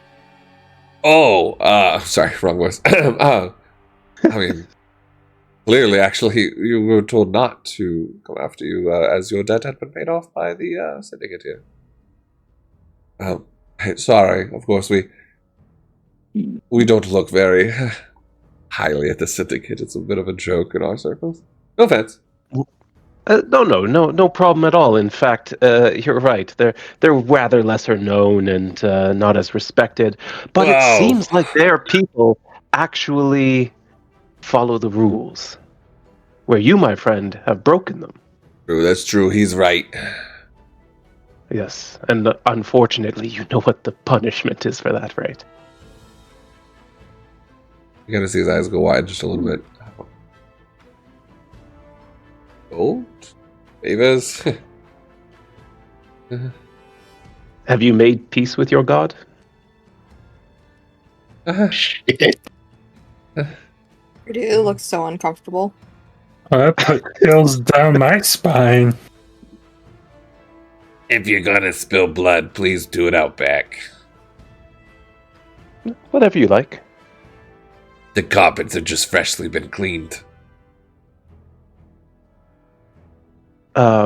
Should we deal with him now just so that we've tied up the loose ends then? Oh, I mean, we can figure out something out. I mean, come on, friend. I mean, I told you everything I knew. I told you the truth. And you can kind of see this is about like when it's kind of coming to a finish as he's feeling the threat now, as he's kind of now trying to fight the bonds of it. And I'm grateful that you did. You've helped to restore a little bit of order to the chaos that has surrounded the situation. He's a good Only a tiny bit more to deal with. I knew Rachel was gonna say that. So like, Cool Z, man, you want us to, or are you doing it? Why don't we all go out where it's safe to do so, to make a mess and... Perfect. They kind of pick him up. You kind of walk out the back door, and kind of you guys hear the a bit of a door open. And Elias, you can either on screen tell us how it happens, or you can come back in after it's all done. It's up to you. Yeah. There is probably a little bit of a yelp, and then a moment later, Zelius comes in, and he's very upset that there's blood on his hands, and he's like, "Ugh, this is such a disgusting thing to be involved in. Do you have anything I can wash with? Sullying my hands like this is so..." Sure, there's a hot water in the bathroom around the corner. Good perfume scented soap too. It's real good stuff. Good stuff. Oh, perfect. I couldn't have asked for better. Thank you. And he goes and washes his hands. And he comes back and just sits down very calmly. All right, well, what else did we have to resolve? Very respectable, appreciated. I'm sure we all understand nothing of this sort's happened tonight. You saw nothing, we saw nothing. Dots and eyes, he said, she said. We good? I think we can all agree to that, can't we? Yeah, I just walked to the Sugar High Shack. Yes, where we were greeted warmly and respectfully, and nothing else happened. And we were also given fun dip. Oh, yeah. Yeah, for that stuff, there's going to be a kick to your system in a bit. Oh. He's like on his like 5th dip. And Yeah. Give me then a con I believe save on for our way sure. out we were given an advance for expenses. Yeah, that's funny. So Worth a shot. it was worth a shot. I like this one. Well, don't worry, your transport's gonna be handled. I have a favor with the local Anali sky ship that's gonna be taken. You're not gonna be going in comfort, that's for sure. But with the cargo, we got a few open seats. It's gonna be a while, but you could get there just fine. Did you say skyship? Yes. Part of the trade routes, of course. Oh, Been in one. Well, I've first always time for wanted to everything. fly. Now's your chance. You're welcome. Thank you.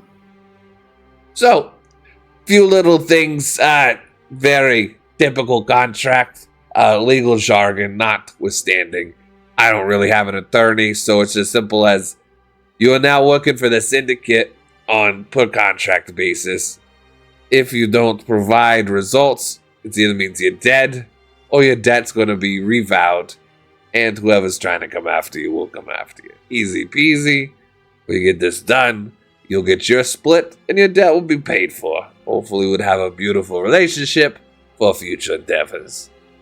She just slides a bit of a simple scroll and contract. Very simple to read over. You can give it an investigation check if you'd like to see if there's anything at play. But from first glance, it seems to be a very basic sort of just binding contract of. Kind of slides it Like over to you, Bibble. Oh, and give me that con save as well, Kaizen. Oh god. Bibble will just pull a little bit of ink on his finger, and he'll just push it on the paper. All right, there was a pen, but blood work I'll take. What'd you get, Kaizen? 13. 13? Okay. On your 5th one, and now starting to like really think about it, you feel your foot just really kind of like jittering a bit. Definitely on a start of a sugar high, for sure, at this point.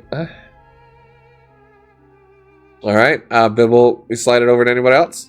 Next to you, I guess, Cordelia? Yeah.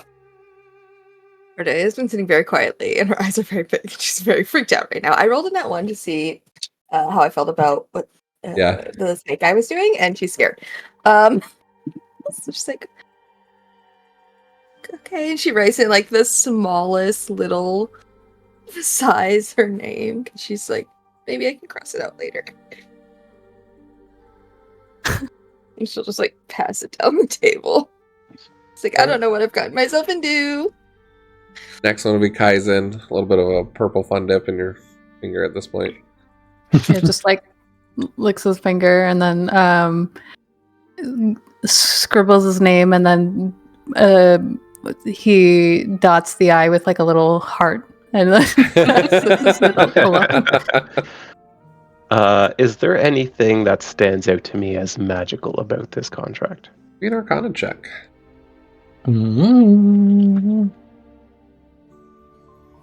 That is a 9. As you go to touch the scroll, there does feel a tiny bit of arcane spark at the edge of your finger, but it then fades pretty quick, and you're almost even wondering, was that your own magic, or was that the scroll itself?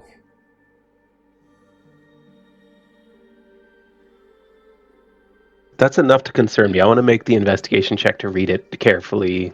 Sure. For any tricks then. Yep. Shit. That's an 11. 11. Yeah, I mean, you're kind of reading through, and, you know, she's kind of sitting there patiently, but again, it's very simply written. The only thing that maybe even comes to your attention at some point is that it's like, if it's like the jargon essentially of the lines of, if foresaid actions are determined to be at the threat and against the Sugar High Syndicate, legal action can be and will be held against you. Like, again, very typical, but like kind of a bit of a like, you mess with us, we're gonna come after you. But again, it's like, we're gonna sue you. Like, there's nothing in there that's like, you hit Zaz or like anything like that. It seems to be on the level, and he'll sign very flourishly his signature. With that last one, a bit of a blue spark of energy that you had seen before just kind of and then fades as you finish it. There definitely seems to be some sort of arcane nature to this your name. And she just kind of holds up her hand and kind of folds up and rolls into her hand. Beautiful, beautiful. Now that that's squared away. So, from what I've heard from my contacts in Jigao, there's a festival of heroes occurring in a few. I have heard there might be other groups already heading there, not only to try and gain fame and a bit of a head start on this glory for adventuring. You know, the stupid Vox Machina people make it seem so easy out there, but, you know, it's not easy for all of us starting with nothing. But once you go out there, there's word of an artifact that's either being presented or offered as a prize. You can attain it, but you make sure you're the group that wins. Bring it back, make sure no one steals it from you. The job's done. Easy peasy lemon. Oh, questions. Yes, I'm sorry to interrupt. None taken. Should we fail to win this prize, would you like us to attempt to acquire it and return it to you all the same? I know I liked you. Obviously. Just wanted to understand where the boundaries were. You all can choose if that means another adventuring group disappears, loses their own life. I really don't care. You're the consequences. You lead your own actions. I'm not a micromanager side of sort of a patron, but more of a benefactor from the shadows. You do what you gotta do. It's your reputation at stake. But you win, we win, you lose. Simple as that. This artifact will put all of us on the map. Get us a new beginning, if you know what I mean. And like, her eyes kind of glow up against. Teeth are kind of just yellowed and cracked in a few places, but she seems like at the end of her life, not at the beginning. But this is like the first time you see like an actual smile fold up, kind of the side of the cheek. Well, I'm excited for this. How about the rest of you? I'm thinking this will give me a chance to find Bim, who's the pirate that killed my captain and father. I'm sorry. Sorry. Oh, sorry. Your voice is very. It's very comforting. Made me. I fell asleep there. I'm sorry. You're a good one, though. What? Yeah. Your thing. That's fine. Sure.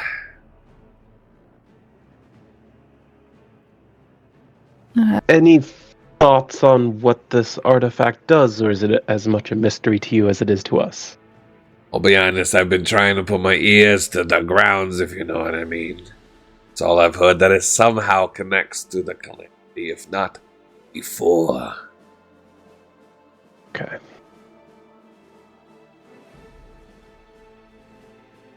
It's actually only been through rumors and, you know. Sorry, that one was a doozy.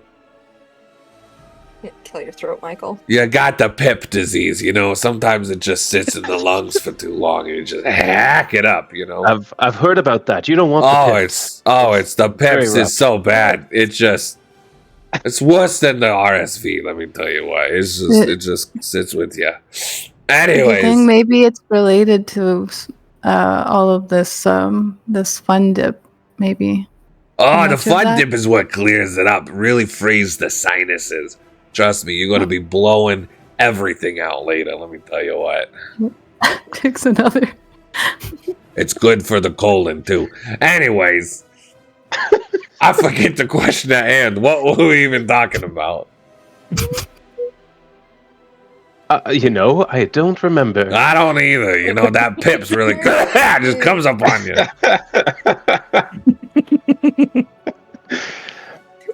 Well, beep boop, I think we're good, don't you guys think?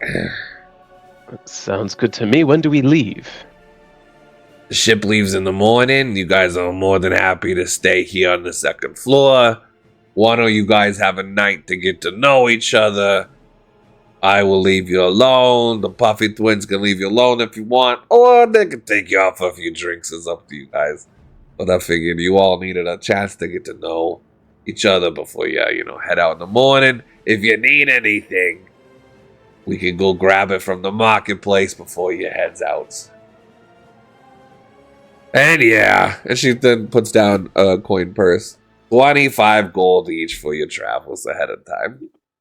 Kind of looks at Zelius, kind of like rolling her eyes. You don't normally ask for it up front. It's a little etiquette they gotta work on, buddy.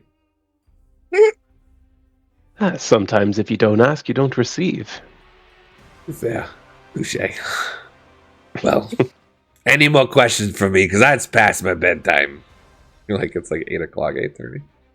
Can I have some of the candy on the wall? She just kind of looks up at it, looks down at you. Kind of maybe he can take it. Yeah, have at it, kid. He goes over and takes some of the hard candies out of one of the bowls and puts it in his little pouch on his waist. Oh, wait. I saw something earlier. And Kai, scrambles out of his seat, also excited about the permission to eat candy now. And he goes over and he sees, one little twisted, a candy in a little twisted package. And he offers it to Bibble. This is Fluffernutter. They don't make it anymore. Oh, I'll have to try that for breakfast tomorrow. Yeah. He takes it and he puts it in his little pouch. Watch out, it's an explosion of taste, let me tell you what.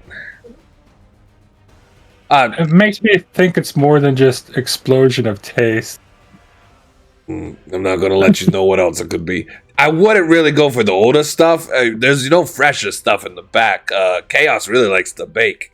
If you look in the back, there's actually a little bit of fresher croissants and pastels and candies that are fresh from the oven. As you guys are just taking it from the stale part of the front. Do you have any raspberry croissants? You can check. I'm not the really baker of the sorts. I'll go run back there and take a look through the baked goods. Sure. Give me a investigation check.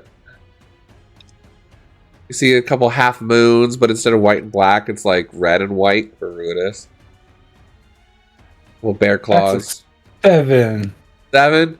I mean, you see something with jam in it, but I'm not sure if it's quite raspberry. He'll grab it and start munching on it as he walks back over. Okay. Good enough. Good enough. You think so? Got some seeds in it. You start getting between your teeth, but does he have teeth? No, he's kind of. Do turtles have? No, turtles don't have teeth. Turtles don't. I don't know about turtles. Yeah, I was about to say, do turtles do? I don't know. I've never seen Ninja Turtles do with their mouth open. They do eat. Oh, this whole game is about to spiral down low real quick. I would like to roll nature to figure out if turtles have teeth. Kojak, you can decide if Bibble himself has teeth or not. It's no, dentures. I'll go au naturel turtle. We're gonna buy him some dentures later. It'll be fun. I love it. He's got jam all over the front of his beak or mouth. Good. A little something. Perfect. Kaizen, you also feel really refreshed from that fun dip. Your rage is back that you expected. Ooh. I feel like I could get angry all over again. Oh no! All right. Well, let me know if you have any questions. I'll be here to send you off in the morning, but I'm gonna go get my shut eye. Thanks, Granny. Agnes to you until you win the job. Starts walking off. Leaving Night, you all. Granny. It's Agnes to you! No idea what you just said, Michael. Yeah. Oh, good. It Discord peaks. cuts you out when you're coughing. She just yelled back, "It's Agnes," and then started coughing. Oh, Agnes. Oh, she said we can call her Granny. Mm-mm. The Puffins kind of come back from the back and kind of letting her know, it's all good. The butcher took care of both of them. Happy to have 2-for-1 deal. Well, I'm glad you were able to take care of it, and thank you for holding the other one. That was very unpleasant business, but it was unfortunately necessary. Sure, man. Anything we can do. And the other one elbows him. He's like, I don't know what you're talking about. Right? Yes, that's right. That's very good. I've learned. Kaizen's nodding, but legitimately doesn't know what they're talking about because he's definitely stayed inside. They both just kind of start nodding with you at the same time. Yeah, all right. Yeah. So, do you guys want some space or you want a party?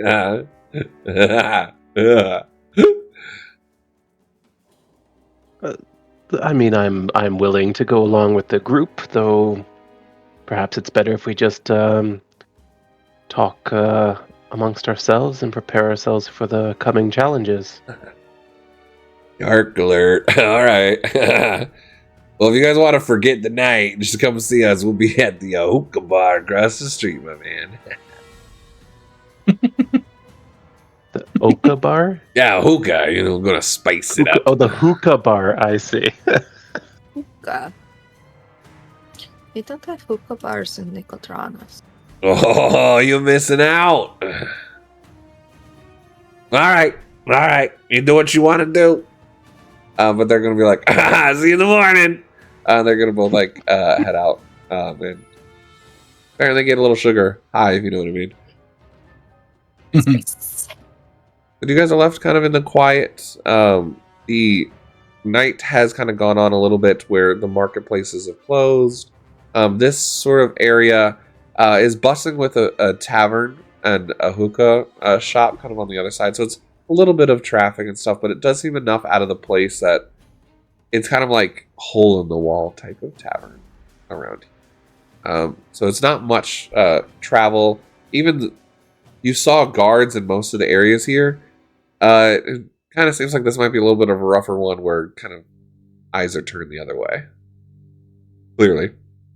After your fight. Yeah. Yeah, but the room is yours if you guys wish to discuss or talk. Well, first of all, I'd like to apologize for that little unpleasantness. It was not something I like to engage in. In fact, cutting things, hitting things, all of it's very much it makes me feel queasy, really. But that said, had we not done what we did, that gentleman probably would have come back with more men in the morning. So Yeah, it was a really good call. And pretty badass. I appreciate that. I don't like thinking about it. If we could just move beyond it, I would appreciate it. I'll be right back. And he runs off to the water basin again, washes his hands a second time. While he's doing very that, concerned. and during this whole him explaining, Kaizen's just been kind of casually looking at Cordelia, who's been very quiet. She looks very freaked out. She's a babe in the woods here. She's scared to say anything, like she'd be the next person brought outside. Mm. Feels He's- so bad for her. It's been a He tough doesn't day. just do that sort of thing without thought. If that makes you feel better. I don't know. I've never spent time with people who do that sort of thing in general. And by the sound of Granny, you're gonna have to get used to it. Well, isn't it some sort of hero thing we're gonna do? Heroes don't murder. She's questioning herself now. You didn't get out much, did you? I mean, yes. I don't think normal people kill people. I used to see people get beat up a lot. But, I mean, that's just kind of how things go. You can go to jail for murder. Brittany's having a really hard time containing herself.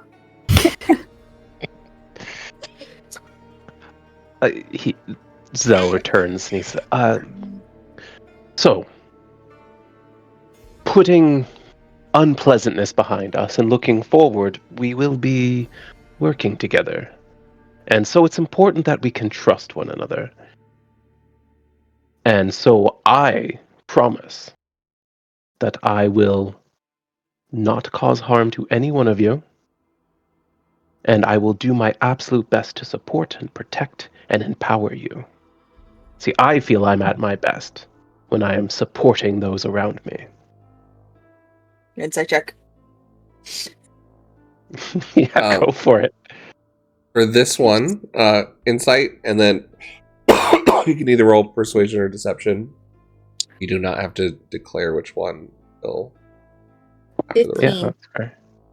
15, and mine would be 17 total. Ooh. I believe you. I always get confused on how this works if it's like persuasion. Yeah.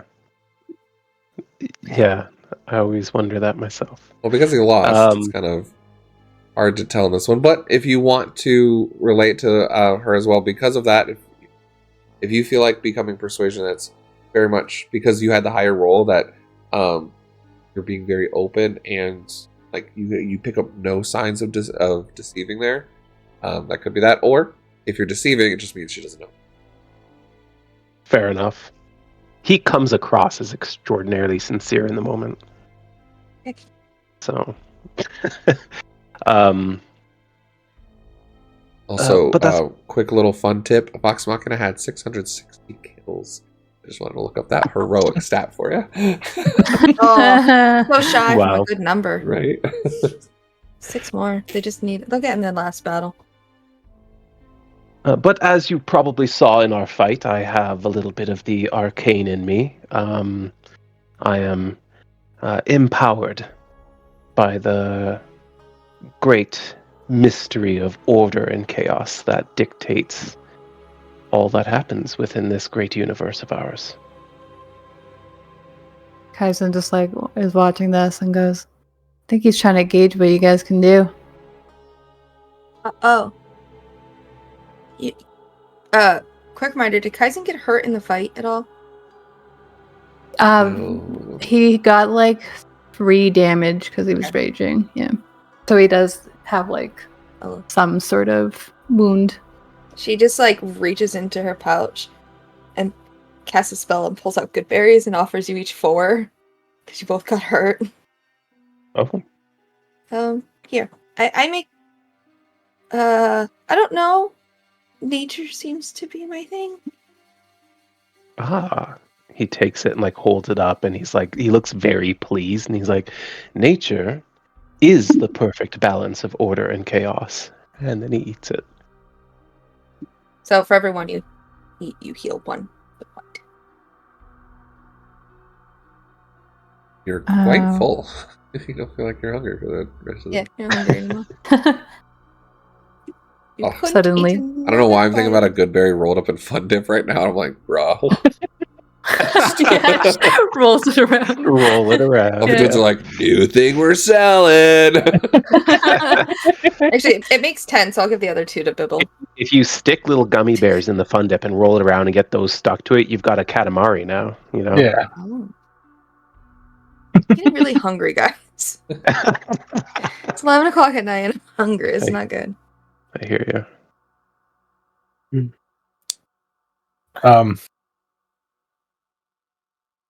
If so, Bibble will take out his hoopak and then shoot one of the hard candies. If there's like a glass or something laying out on the counter somewhere. Kind of like gumballs that stop and don't really roll like they should and just kind of crumble in different weird ways. Just kind of Yeah, so he'll line it up and take a shot at one of them. yeah, easy enough to hit Mhm. for sure. That was a pretty good shot. Yeah, quite the sharpshooter. 13 hit. Yeah, you don't even need to roll. Yeah, you're good. Oh, okay. Yeah, it just shatters and kind of the candies just kind of come crashing down, but don't seem to roll very well and kind of crack in weird ways. But you'd think, gumballs that would roll across the room just kind of just stop. Some seem like malformed. Yeah. I see. Kai, would you like to? Sorry. Go ahead. Didn't mean I to was- step on your cafe. I was going to say that's what I can do. I'm pretty good sharpshooter. I did see that outside for a moment. It will definitely come in handy. And I mean, I guess you probably know better than I do what it is that I do. And he seems to like not want to look at you guys for a moment and is like, just if I seem like I'm getting really upset, maybe step back a little bit. I don't want to hurt you. Is that a possibility? Sometimes. You can think of Kai as sort of my counterpart. Whereas I am the arcane, he is the steel. Whereas I am order, he is chaos. Where you are peanut butter, she is jelly. I think he would be the peanut butter, actually. I think I'm the peanut butter. I think peanut butter stays together, jelly kind of like slides all over the place. That's a good Interesting point. analysis. Hadn't I am really thought about sweeter. it. Yeah. I suppose that depends who you ask, but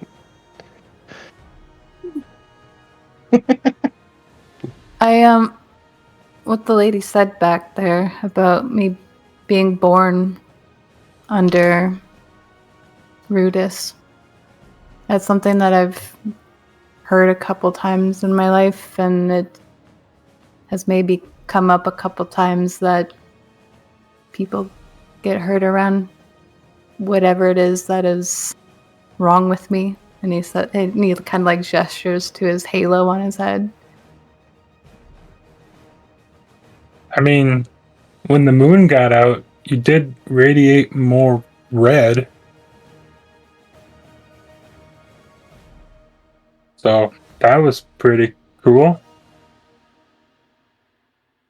This is a bit beyond me. I think if people study it, of the moon and people born under it, I don't know if they've ever figured anything out about it. Oh. It's just You sort almost had me excited for a moment. well, I mean, maybe they have and they never told people. You'd have to go to like a library or something for that. And where would one find one of these libraries of moon knowledge? Probably, I mean, we're in a big city. There might be one here. Do libraries tend to be open through the night? I've never been to Marquette. I don't know. Maybe the puffy boys know. They seemed like the library going type. Yeah, they definitely know all about the library's operating hours. 100%. Good luck. Talking to them right now. Yeah, We had they're stoned in the tavern I across know, the they are. street now. There's one in Nicodranus is a big city, and we have one in Nicodranus. There's like places that just study things like schools. I didn't go to one though, so I don't. They have those. Yes, Where are you me from? neither. Me. Yeah, if you've never heard of libraries. I'm familiar with, like repositories, Mhm. stores of books and that sort of thing. But Oh. a lot of people that I've encountered seem to guard their knowledge very carefully, and so I'm surprised to hear that there's potentially groundbreaking information about the moons that people are just giving away. Maybe. Yeah, I don't know. I feel like wizards study a lot of weird things. Perhaps I should inquire with one in the future.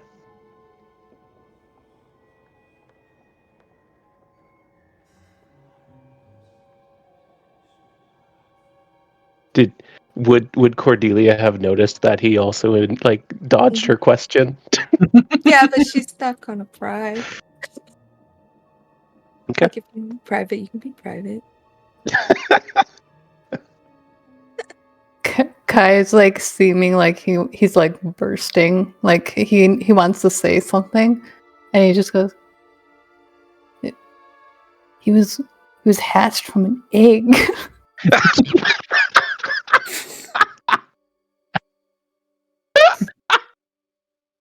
I don't think I knew Yanti were born like that. That's crazy. cool. Now Never you had it. know turtle teeth and haunty birth. I mean- I look We're at the other naming the episode. reptile. Were you from an egg? I mean, everybody I know was born from an egg. Oh. I was. as I was told, all things technically come from an egg. Like me, I'm from an egg. Yes.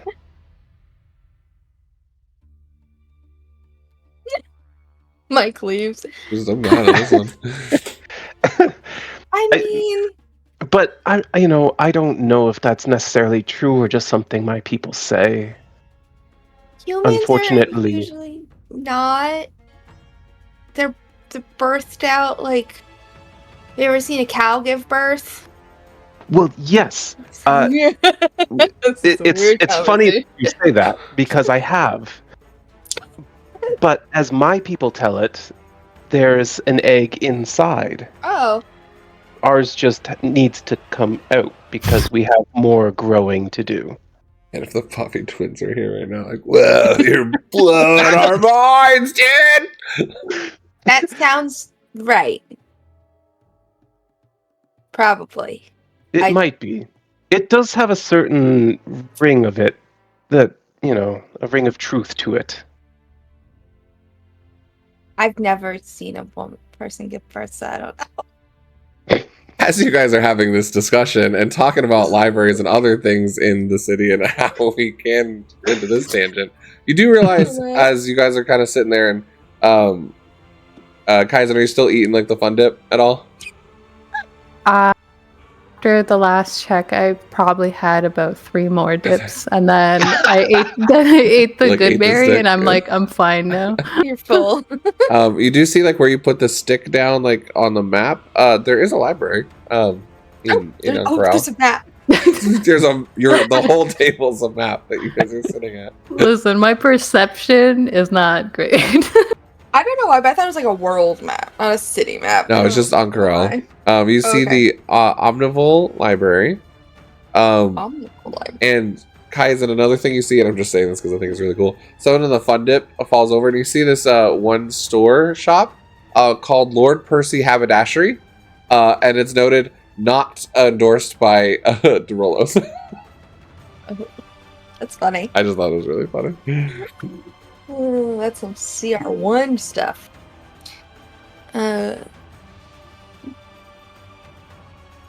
So should we turn in for the night, or do you guys want to talk some more?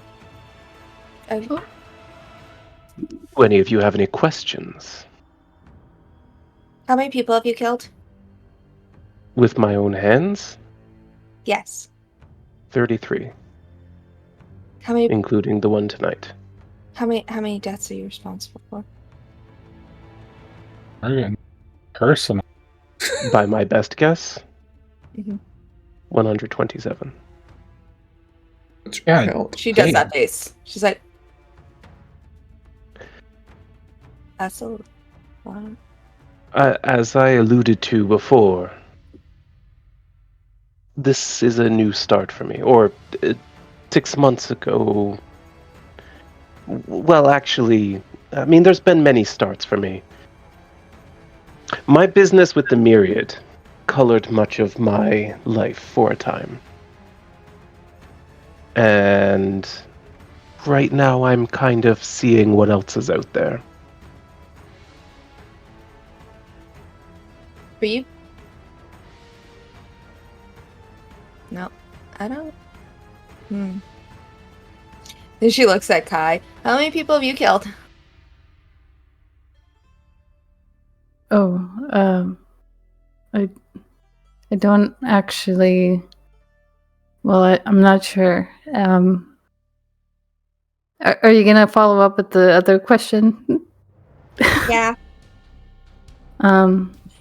Well, it's a little complicated. I don't always remember everything that happens after I get angry, and so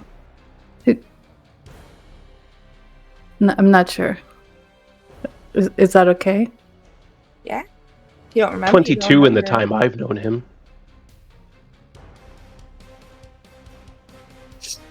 I love how proud Zoe's. Zell is of that number, and how Kai is not probably happy about that number. Yeah, he does. He just like kind of like looks away, and then kind of you see him glance a little bit at you again, Cordelia, like trying to gauge whether or not that's an okay number. All of them in self-defense. I don't like when people hurt people that I care about. I can understand that. What about you, Bibble? I'm not real sure. We tried not to kill a lot of people back when I was on my dad's ship, but probably in the 20s maybe.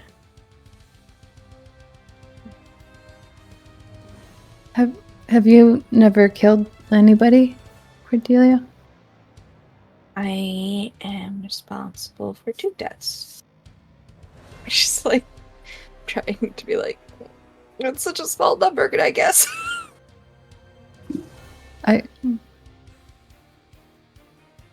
Sorry that if that is like not something you want to talk about. Not really. I try to. I hope we don't have to kill a lot of people. If we're gonna I agree. try and do a heroes thing. We Yeah. should all try to be free of unnecessary bloodshed, in my opinion. Yes. Let's go about this as clean as we can. Don't want to make waves, and I mean, there's no fun in just taking lives. It's unpleasant, disgusting business. Back to our diet tomorrow.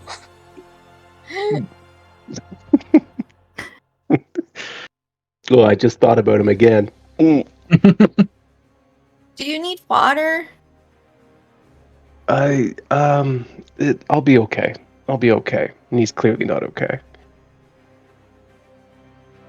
Oh, Granny's probably gonna be mad about this. And I cast Create Water and it makes this rainstorm over us. Inside the building. Oh no, the candy!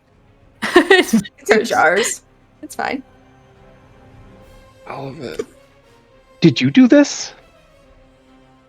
Yeah, you seem to really like to be clean, so it's fresh water. Oh. Well, that's very kind of you. You just hear Oh, from here. someone like somewhere above you guys just turn the faucet off when you do it. It's like a nice rainfall, Granny. It just makes you sleepy.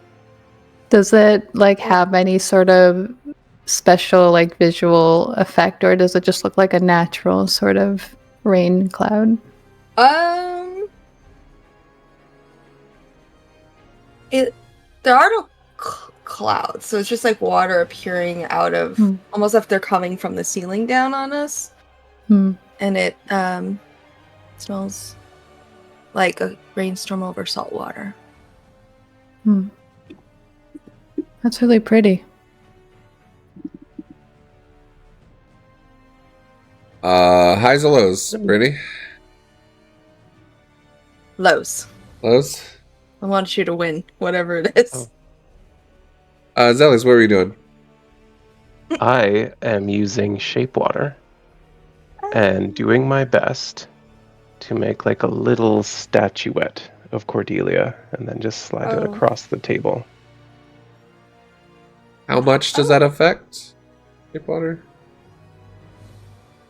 How much does it affect? Yeah. Like, it's a 5-foot cube, Yeah. the maximum. So you can kind of make whatever size you want under that. yeah, doing So- something small though, nothing. Yeah, if you're doing something small, you do notice that as you're doing that, the rain that's falling isn't really finding a way to leave anywhere, and it's starting to pool and flood at your feet a little bit. So if you want to do anything more than that, you're more than happy to as well. Yeah, what the heck? I'll like take some time and do one of each of us. And put them on the table. They won't last, but you know, it's fun to do little things like this. I'll get a bucket to prepare to like catch it all. One of the glass jars. Dump the candy. Perfect. It just goes away after a while. Should we open the door and let the water out? Definitely needs a path to go somewhere. Yeah. Zell just goes and opens the door. The water's just pouring out into the street. Are you? It's just carving a path in turn it the off? sand. Yeah. I mean, it only lasts like a really short time. What's the duration? It's instantaneous, so it doesn't last super long. Hmm. I can make it bigger if I upcast it by my cup, so it doesn't last too long. It's enough to get you wet. Be careful of Nanny's rugs. It's soaked in here. Yeah. She was concerned about those. Fine. Once the water drains out, I can use shape water to pull the water out of the rug, though, right? Yeah. I'll allow you to do that. Okay. She was like, So you don't have to burn another spell slot or anything. We'll Just see in how case. we'll see how the rug survived from all that, but sure, yeah. At the moment, it's dry. We wake up in the morning to It's my rattled. rug! Ah, my rug! Get the butcher! Hey, do you want to Yeah, I check out don't that know what library? happened. Fresh meat Chaos tonight. and Kalos spilled their drink or something. Damn it! Gotta get a 7th crew now. Anyway, you want to go to that library you found on the map? See if they're open. Well, it's nighttime right now, isn't it?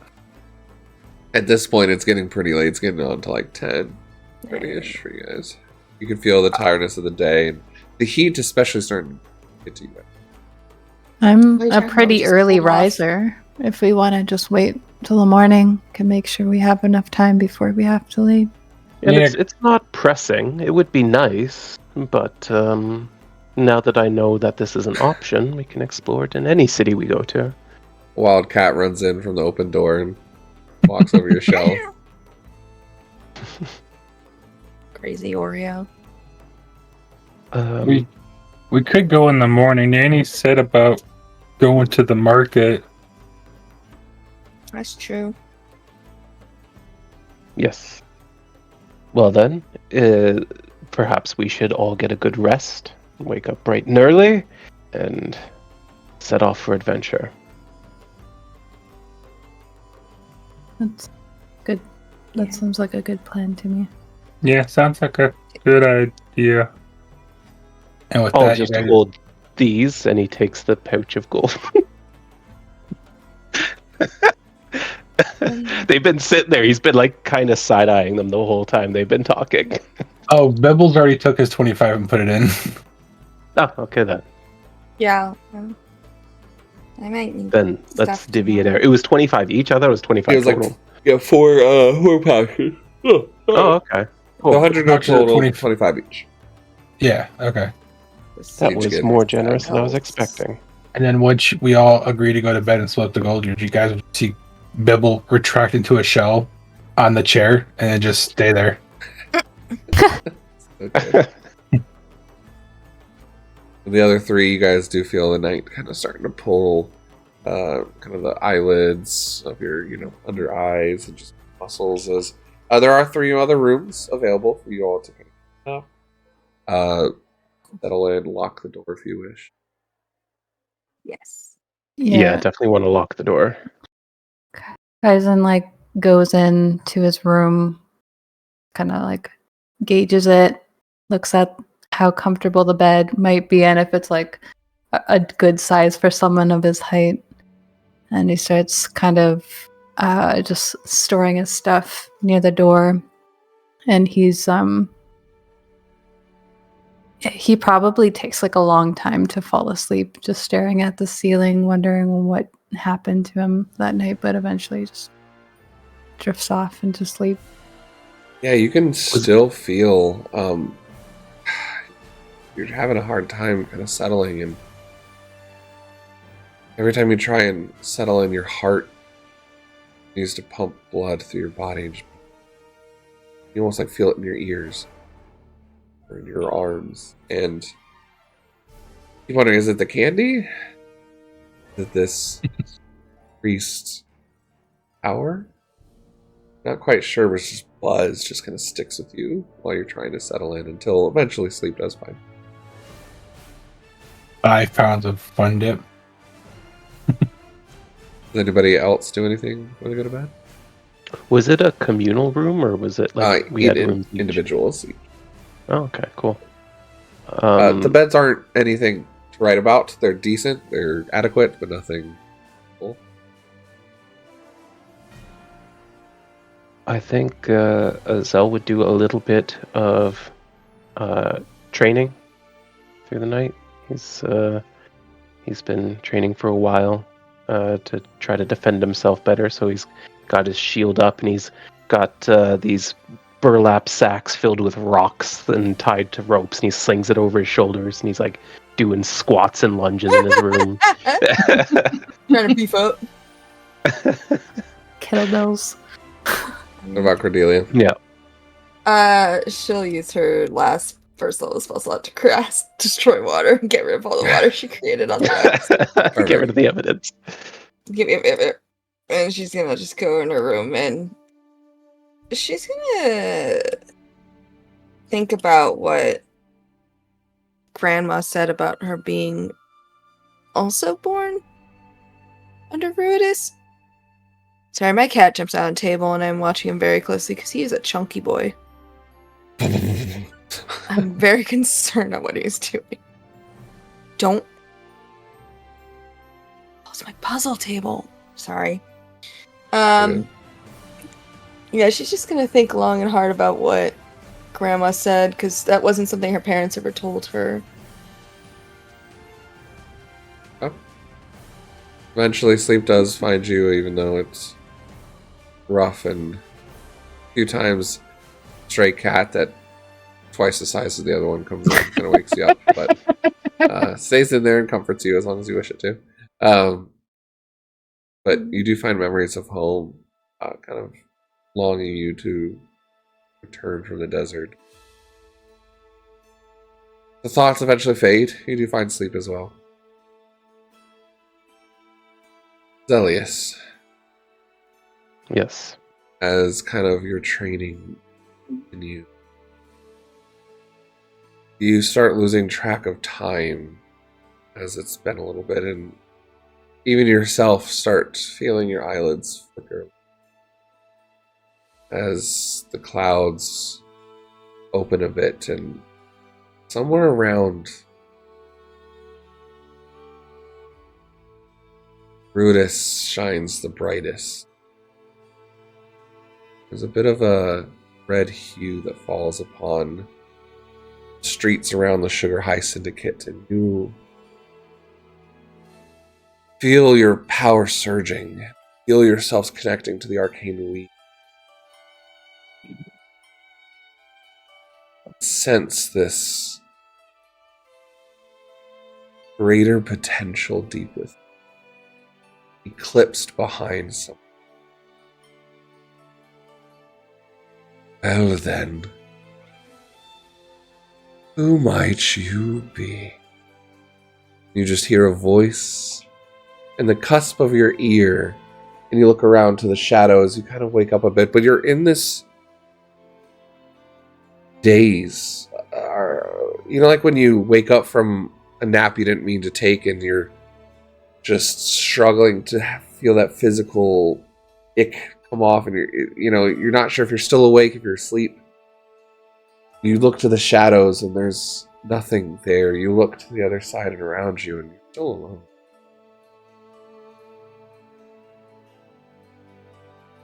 Tentatively, he kind of reaches out a little bit and says, I am nothing but an instrument of order.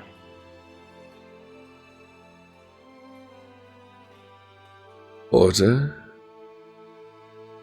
chaos, power, divinity. What do you want with your order, child?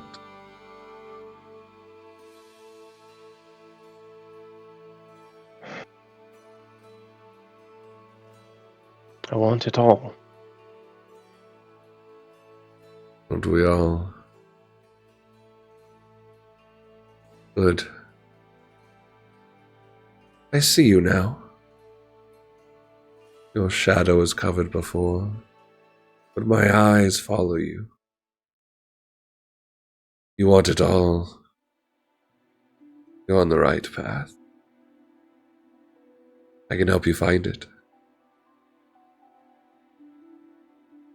This is like his heart's like beating in his chest. This is the razor's edge, then. You feel it too? Fate.